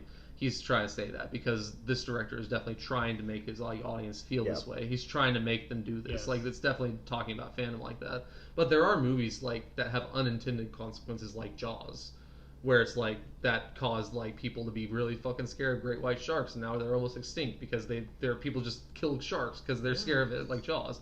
Like that's Yeah. another thing with like Silence that's of the a good Lambs point. that came You out. would Silence- never think, oh, we're just making a movie about a shark. Exactly. Shark attack. like they would have never that thought impacts that. the environment. In a Yeah, certain they way, wouldn't have thought because- that. And like Silence of the Lambs, a big criticism that movie has, there's been clear evidence that after that movie, there's anti-trans laws passed after that in America because of that movie. Because like he's like the character in that is trans basically. So like there are unintended consequences that movies have, and they have power. I think is what Yes. John Carpenter is definitely trying to say in this Yeah. movie. And one of my favorite lines from at least the scene with the critic is like he's like, some films are meant to be seen. Yeah, you know. yeah. But the critic sends him onto the film archivist. I think the film archive is in Paris. I'm pretty sure. Yeah, it's Paris. Yeah. And the archivist knows a lot about the movie. He knows. And Norman Reedus knows a lot about the movie because he knows he's hiding stuff from him. So he stays till after dark because the archivist is telling him like, give up on this. It's not going to lead you anywhere. You're only going to like get hurt basically. He comes back, confronts him at night, and the archivist tells him the full story of how he also went to go like. That's Well, how he was the lost his project- hand. That's he how was he the was the right? projectionist for Yes. it. Yeah. And he was sent. I think he was sent to find it also and project it. But he projected it, and he lost the nerve to watch it, and so he didn't watch it. But he heard everything that happened. He heard all the chaos, And that's something the critics said too, is like what was written about it is lighter than what actually happened, you know, like it was worse than what people said. But yeah, we see like he lost his hand basically from it because this movie is that evil apparently. But dude, this is what, and we've been kind of talking about it the whole time, but this is kind of what I think it's kind of just about, like we've said, the kind of power of movies. But even just from the perspective of when we're watching the movie, you kind of just want to see this movie. Yes. You know? Oh, like, yeah. And that's the power of the movie. Are they going to show us any clip? Exactly. Yeah. Of I still this want to see movie? it, and that's the power. That's what he's saying. The power of movies is like no matter how many words you see, like this critic has like all these papers in his house of he's writing a review. I guess technically on the same movie he says, but still. None of that. You don't want to see the words. You almost get tired of people saying like, "Oh, it's so scary," like it ruins everything. And then when because you just want to see it. When you see the clips, I'm just like, "Oh, it's just an Eli Roth movie." Yeah. It's just an Eli Roth movie. Well, it's Makes like, sense. it's like whenever people. Well, I feel like one of the movies we have like that today is definitely Salo. Like something like that. I haven't seen that. Well, like 120 Days of Sodom, Sailor 120 Days. And people don't know that's like people don't want to watch that movie, or they do want to watch that movie because it's so gross. You know, like it's one of those type of movies. And they ignore like the actual like anti-fascist meaning for the movie. So so I don't want to get into that. It's a tough subject. It's a tough subject. No, I haven't watched Salo yet either, so I can't say anything about it. But back to the movie. So he confronts his receptionist friend, who tells him to go to a director who might know about it. This is where we get the scariest scene in the movie for sure, because the director is like saying, this is where like the director's saying if you film something evil, it'll rub off on the film. He literally cuts someone's head off as he's doing it, because like they tied Norman Reedus up, That's it. That was a great effect. It was a It's great effect. It's spraying the blood everywhere. It was fantastic. No, because this is when he's like, because it kind of is just about. I think John Carpenter, he gets his little lines in there where he's like, he still loves movies, where he still loves the good aspects of movies too. Like even from this like super fucking evil director guy, he says something like, "What you see is not the important part; it's the way it changes you. That's what's important about a film." And I just love there's little moments like that throughout the movie where he's kind of almost commenting on like why movies are powerful, why they're important, and that's one example of what why I like he's saying even the movie itself is not important. It's the way all the people react to it after is the important part of a movie, right? And like obviously in this movie it's like all negative. Yes. But I don't think John Carpenter's necessarily saying it's always negative. No. Yeah. And that's why you get little lines. I think to me like in this is like he's still. Like it's weird to say because obviously this movie is like almost all negative. Like everything, like the guy literally. I mean, spoiler, but he kills himself at the end. But still, it almost feels like almost a love letter to movies too at the same time. Yeah, definitely. It does. Because even if something like that happens, he set a soul free. Yeah, the angel. Yeah, at the end. like the angel. The angel thanks him, right? Yeah, he literally thanks him at the end. He thanks him yeah. at the end. And it's almost like this, like the movies stay alive, and they suck the souls to real people, basically like my soul's stuck to movies basically until I'm gonna die, like oh for sure. Yeah, I mean basically all of us here probably. No, there are movies there that are gonna stay. I mean this movie I will we'll just get to the fucking scene because he meets Kaya. He meets the director's wife Kaya. She gives him the movie after a few scenes of which her was life. weird to me. It's like she just wants at least to me she just wants it out of her life at least at this point is what I feel like. So I guess not up until that point, nobody had made it that far to get because there. she said no one. She said nobody made it the furthest, so I guess that's why she gives him the movie. Yeah, and because she says something important where he tells her, I started to see this. I saw cigarette burns, and he tells her some of the stuff he's seen. Yep. And she's like, okay, I mean, I can show you the movie now because you're already in it. Exactly. She literally says you're already in the movie. So she basically understands what's going on with him, and that's why she lets him watch it at that point. I mean, she was a good person, though. I mean, she didn't try to sell it or anything like that. She held the burden herself, She lived with it. And she's like, I hate that I still have it in the house, but I mean, her giving it away to somebody would kill them. So is it a good thing that she did that? If she knew what was going to happen... I mean, there was no stopping it. There was no stopping That's it. the thing. It's like kind of what John Carpenter's trying to say, if you're on it, if you're like looking, it's almost like if you're looking for something and you find it, you're going to want to see it, you know. Or like the more you search for something, the more you want to see it, you know. Like the more you want to find it. Like that's I don't know. I feel like that's what he's saying with that. Like he would stop at literally nothing. At least, like Norman Reedus' character would literally stop at nothing because he literally needs $200,000. Yeah. So It's true. and that's why at least Norman Reedus at least keeps on playing it off like he doesn't want to see it, but deep down I think he really does. So that's what because so let's say he gets the movie from the woman, and then he's happy that he's going to return it back to the main guy, Yes. right? The archivist. He says he is at least. Yeah. So because he leaves him, and that's what it makes you think. Okay, maybe he didn't actually want to see the movie. Yeah. You know, because he leaves him and he lets the guy watch the movie by himself, and then he comes back. Which I thought was. That's like the classic horror movie. Yeah. He comes back to the theater. Even though he does see some, like, with that butler guy, like, stabbing himself in the face when he comes back and everything.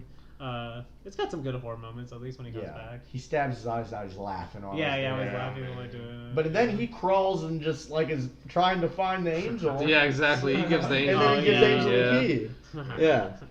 No, part's honestly all the stuff with the butler is kind of weird, but it's also cool. Because it's kind of a stretch, but like you're bought in at that point. Exactly, you're bought in. I mean, the reason he returns, like, it's a bullshit reason. He wants to see the movie. That's the reason why he returns. Like, at least to me, like this whole time he's been lying. He was to looking himself. for any excuse. He's literally looking for back. any excuse to come back. At least to me. At least to me, that's what it feels like. But he goes back, and this is what I wanted to get to with like saying, your soul is stuck to a movie. My soul is going to be stuck to cigarette burns for my entire fucking life because I'm never going to forget him feeding his guts to the fucking film, to the film. Honestly, I think this is something about it's so good. I feel like this is like sort of a commentary on like how directors put their like exactly. Life They literally put their life into the movie. Yeah. I mean, it doesn't have to be a director too. Just anyone. That, anyone. gives their soul, you know. Yeah, and I mean, we see this with I mean, we saw this with fucking Armor Core, or no? Yeah, it was Armor Core. Any Flame movie, basically. Like they literally put their heart and souls in these movies. Except this one is like in a disgusting way. Like I love it. Honestly, and like we talked about this with the Thing, but he hangs on it. He does. Oh, it's not like a quick cut. No, he's like, literally feeding. You're watching. He's feeding his guts coming out of him. He's feeding. He's literally feeding his guts to it. Like it's a great scene. It's gonna stick with me forever. So and it reminds you, like, because you always learn, like, I remember when you always learn in science class, like the small intestines are like the really long one. I don't even know how many feet they're supposed to be when they come out. Like they're long. When you take them out, but it's like they're always longer than you expect. And so when you're watching it in the film, like, how does he keep going? You're like, oh shit, yeah, small intestines are long as fuck. It's so gross. But the father of his dead girlfriend follows him because he like locked up the theater. That's another reason he went back, because his theater's locked up or whatever. So, but father, because the father follows and then they get caught up. They both get caught up in the movie basically because like the movie just starts playing. Norman Reedus doesn't want to watch it, and then he just like appears in the fucking seat watching the theater, like in the theater watching the movie. The movie, I feel like we should say what it is. It's La Fin Absolute du Monde. I like the name. Honestly. No, it's a great name. Yeah, I think it means the end. I think they say, and that's why I was like, how do you spell this fucking movie? And then they show it on the screen. I was like, oh, thank God. Have we translated it? What does it mean? I think it means the end of the world. The absolute end of the world. The absolute end of the world. Because they said that at the beginning of the movie. Like they said the English title at the very beginning. But yeah, La Fin Absolute du Monde. But yeah, they start watching the movie. Like you said, just an Eli Roth movie, basically. Not that crazy. But no Terrifier 2. No, I'm just kidding. Yeah, no Terrifier 2. But there's a point in the movie where I guess he's talking to his wife, right? And he's like, because he never like, well, I can't remember. Did he engulf his life into the movie where that's all he like watched over and over? Didn't he just like shut himself off? Who, Hans? Yeah. I think so, yeah. And then when she asked him about the movie, he's just like, famine, death. Yeah. Like, names off the apocalypse. No, she literally, or you're talking about Hans's wife, right? Yeah. Because she literally says she would ask him who the producer of the movie was, and he'd literally say like, that's evil, right. You know, he'd literally say evil, and she was like, what? She was like, what? But yeah, we're back in the movie theater. They're watching the movie. His dead girlfriend steps out of the screen. Yeah. is with her father, or is like with her father, like going like "Daddy, Daddy," whatever. Like a really stupid moment, or okay, not stupid, but it's like that moment where just the father has like, or is trying to have that like reunion with his daughter, and then like Norman Reedus walks around and looks at him, and she's not there. Yeah. And then because he says to her like, if we both can't let her go, it's like we're killing her over and over again. Yeah, it's like we're killing her over and over again. And then he kills her father and then himself. Yeah. Because that's the only way. And honestly, well, at least that's something that Coco would do in like a way nicer way. Is like as long as you're alive, your family's alive. Like your dead family members are alive as long as you remember them. You know. Yeah. This is the way darker version of that, where if they her soul can't rest basically unless we're both dead, because we'll keep on thinking about her in this awful way. You know, like she can never rest until we're both dead because we just can't get over it, basically. And so, like, it's just something I compare it to with Coco, and like, because Coco does that in like such a sweet way. I would never would have thought of Coco and exactly. these two movies together. No, I can see the connection you're making. No, it's just like like literally how we think about just our dead, basically, how we remember them. Like they aren't truly gone until people forget about them. But that's basically how it ends. The angel thanks him. Yep. And then it ends.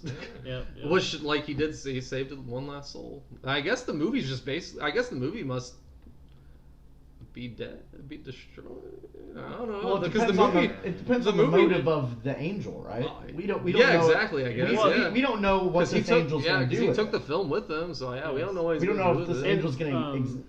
Like, exact revenge on everybody and actually perform because he can't destroy it because his soul's attached to it, unless he wants to kill himself. But what I think it's more like what it's supposed to represent, at least to me anyway. What I thought of it was like with all great movie. Well, I guess we don't know if this movie's great, but we know it's powerful. Yes. Yeah. And with all powerful movies, they last even when the humans that watch them die. Like, for sure. A lot of the movies that were made in the 50s and 60s or 70s like Chaplin movies, a lot of older literally movies 100 years old. All the people that watched them originally are dead, and yet the movie still survived, right? All the people making like the Chaplin movies are all dead. Yes, and they're still living. They'll be living for as long as we have movies. It's crazy to think about. And that's what it feels like. The angel's in the character. The angel's a character in the movie too. Yeah. And it survives with the film, but. And angels are eternal too. So yes, angels are eternal. So. Okay, and I remember now when I was thinking earlier about I wasn't sure what the connection he was making between like the heroin addiction, and like the movies. Yeah. But I think he is trying to just say basically like because at the end of this during this last scene where the guy after he watches the movie, like the archivist that wanted the movie, he asked the guy, "Can you get me another one? I need you to go find me another movie." Yeah. Kind of like he's addicted, like he just needs another hit kind of thing. Yeah. No, that does make sense actually. Yeah. And that's the kind of way Norman Reedus is too. I mean, that's how we are with movies. I relate to that. Like we need another hit. What's the next new movie? Or what's the next good movie? I mean, today. Yeah. No, but that's I think because Norman Reedus was a former heroin addict, and it seems like this is his new addiction, basically. Like movies. Yeah, hunting movies. Yeah. It's a good addiction. Yeah. No, but that ends our episode on John Carpenter. Definitely our longest. Definitely our longest episode. Over 2 hours. This one went a long time. But hey, we had a lot of good tangents on this one, honestly. Yeah. No, I love John Carpenter, and I mean, Luke said this would probably be our longest episode. I said I don't know, but I had a good feeling, especially since we said The Cigarette Burns was a short film. Yeah, it's an hour. Yeah, it's not really a short film. It is a movie. Yeah, it's a movie. There's enough content in there to count as a movie. Yes. But all three of these movies are like top tier John Carpenter to me. Like Cigarette Burns, lesser obviously just because it's 60 minutes, but like all three of these movies are like fantastic John Carpenter movies. I would recommend them to any horror fan. I love that I loved Cigarette Burns, and it's probably on the bottom of my list. Exactly. Of John Carpenter movies. Yeah. Like, no, he has some stinkers. I've seen more of them than you. He definitely has some stinkers later on in his career, but whenever he hits, man. So, I hope everyone else enjoyed this episode as much as I did. And John Carpenter as much as I did. Dude, I've seen 6 John Carpenter, and it definitely it reminded me I need to go watch them. Which ones have you seen? Like I've seen The Thing, Halloween, They Live, Escape from New York, Big Trouble in Little China, and then Cigarette Burns. Okay. Those are good ones. Oh, and In the Mouth of Madness. So I guess I've seen The stuff. only ones other than these I've seen are Halloween and Escape from New York. Those are the only other than ones we reviewed today. okay. Yeah. No, but I really need to watch Escape from LA. No, honestly, I at some point I'll need to go through all. Oh, of yeah, it, even no, if he- it's Assault on Book Precinct Albums. 13. Yes, that's another. That's good The good. one. Darkness, Christine, Yeah. the Stephen King. Okay. Yeah. Yeah, no, I've seen, the only ones I haven't seen are like The Memoirs of an Invisible Man, Pro-Life, and Elvis. Have you seen Body Bags? That looks nice. Yeah, I've seen Body Bags. it's That's the like- one he did with Toby Hooper. Yeah, I know. I'm kind Which John Carpenter's actually in that movie. He's the Yeah. narrator. I can see him on. That's the actually cover. that because you were saying how you wish John Carpenter uses his voice in more Yeah, I movies. was He's like, actually yeah. he's actually in Body Okay, Bags. He's the okay. narrator in Body Bags, Okay. or he's like the main character, like introducing you to each new vignette, yeah. basically. Yeah, because I But, was saying I love like his that voice, character in the so- poster is him. So Yeah. like that's him in the movie. So next week we are going to be going to our J horror episode. Like I said before, we were going to be doing. I was thinking of Kiyoshi Kurosawa, but we're just gonna do J horror, just 2 movies from there. And if you don't know what J horror means, Japanese horror. So, okay. okay, I feel like everyone knows Yeah, what J horror is. yeah. But we're gonna be doing Kiyoshi Kurosawa's Pulse and Takashi Miike's Audition. Alright. And thank you for joining us this week, Brian. Do you want to Yeah. plug anything? Oh yeah, I'll plug my new Twitter. That's not banned. That's not bad. Okay. DR Movie Review. Okay. Okay. No more news. No, news Okay. sucks. Yeah. Dude. News sucks. This sucks. And I'll put your link in our description too. If you're Cool. cool. Yeah. Awesome. Thanks And so on much. Letterboxd at Yes. Oh yeah, we'll put your Okay. letterbox Yeah. on We'll there. definitely too. put your letterbox. at, You definitely have the most followers of any of us. Oh, Of all yeah, 3 of yeah. us combined. So Yeah. trying to get to 1,000 guys. trying to get to 1,000 guys. No, Yeah, but man, thanks. until next time, we hope to catch you guys floating in the clouds.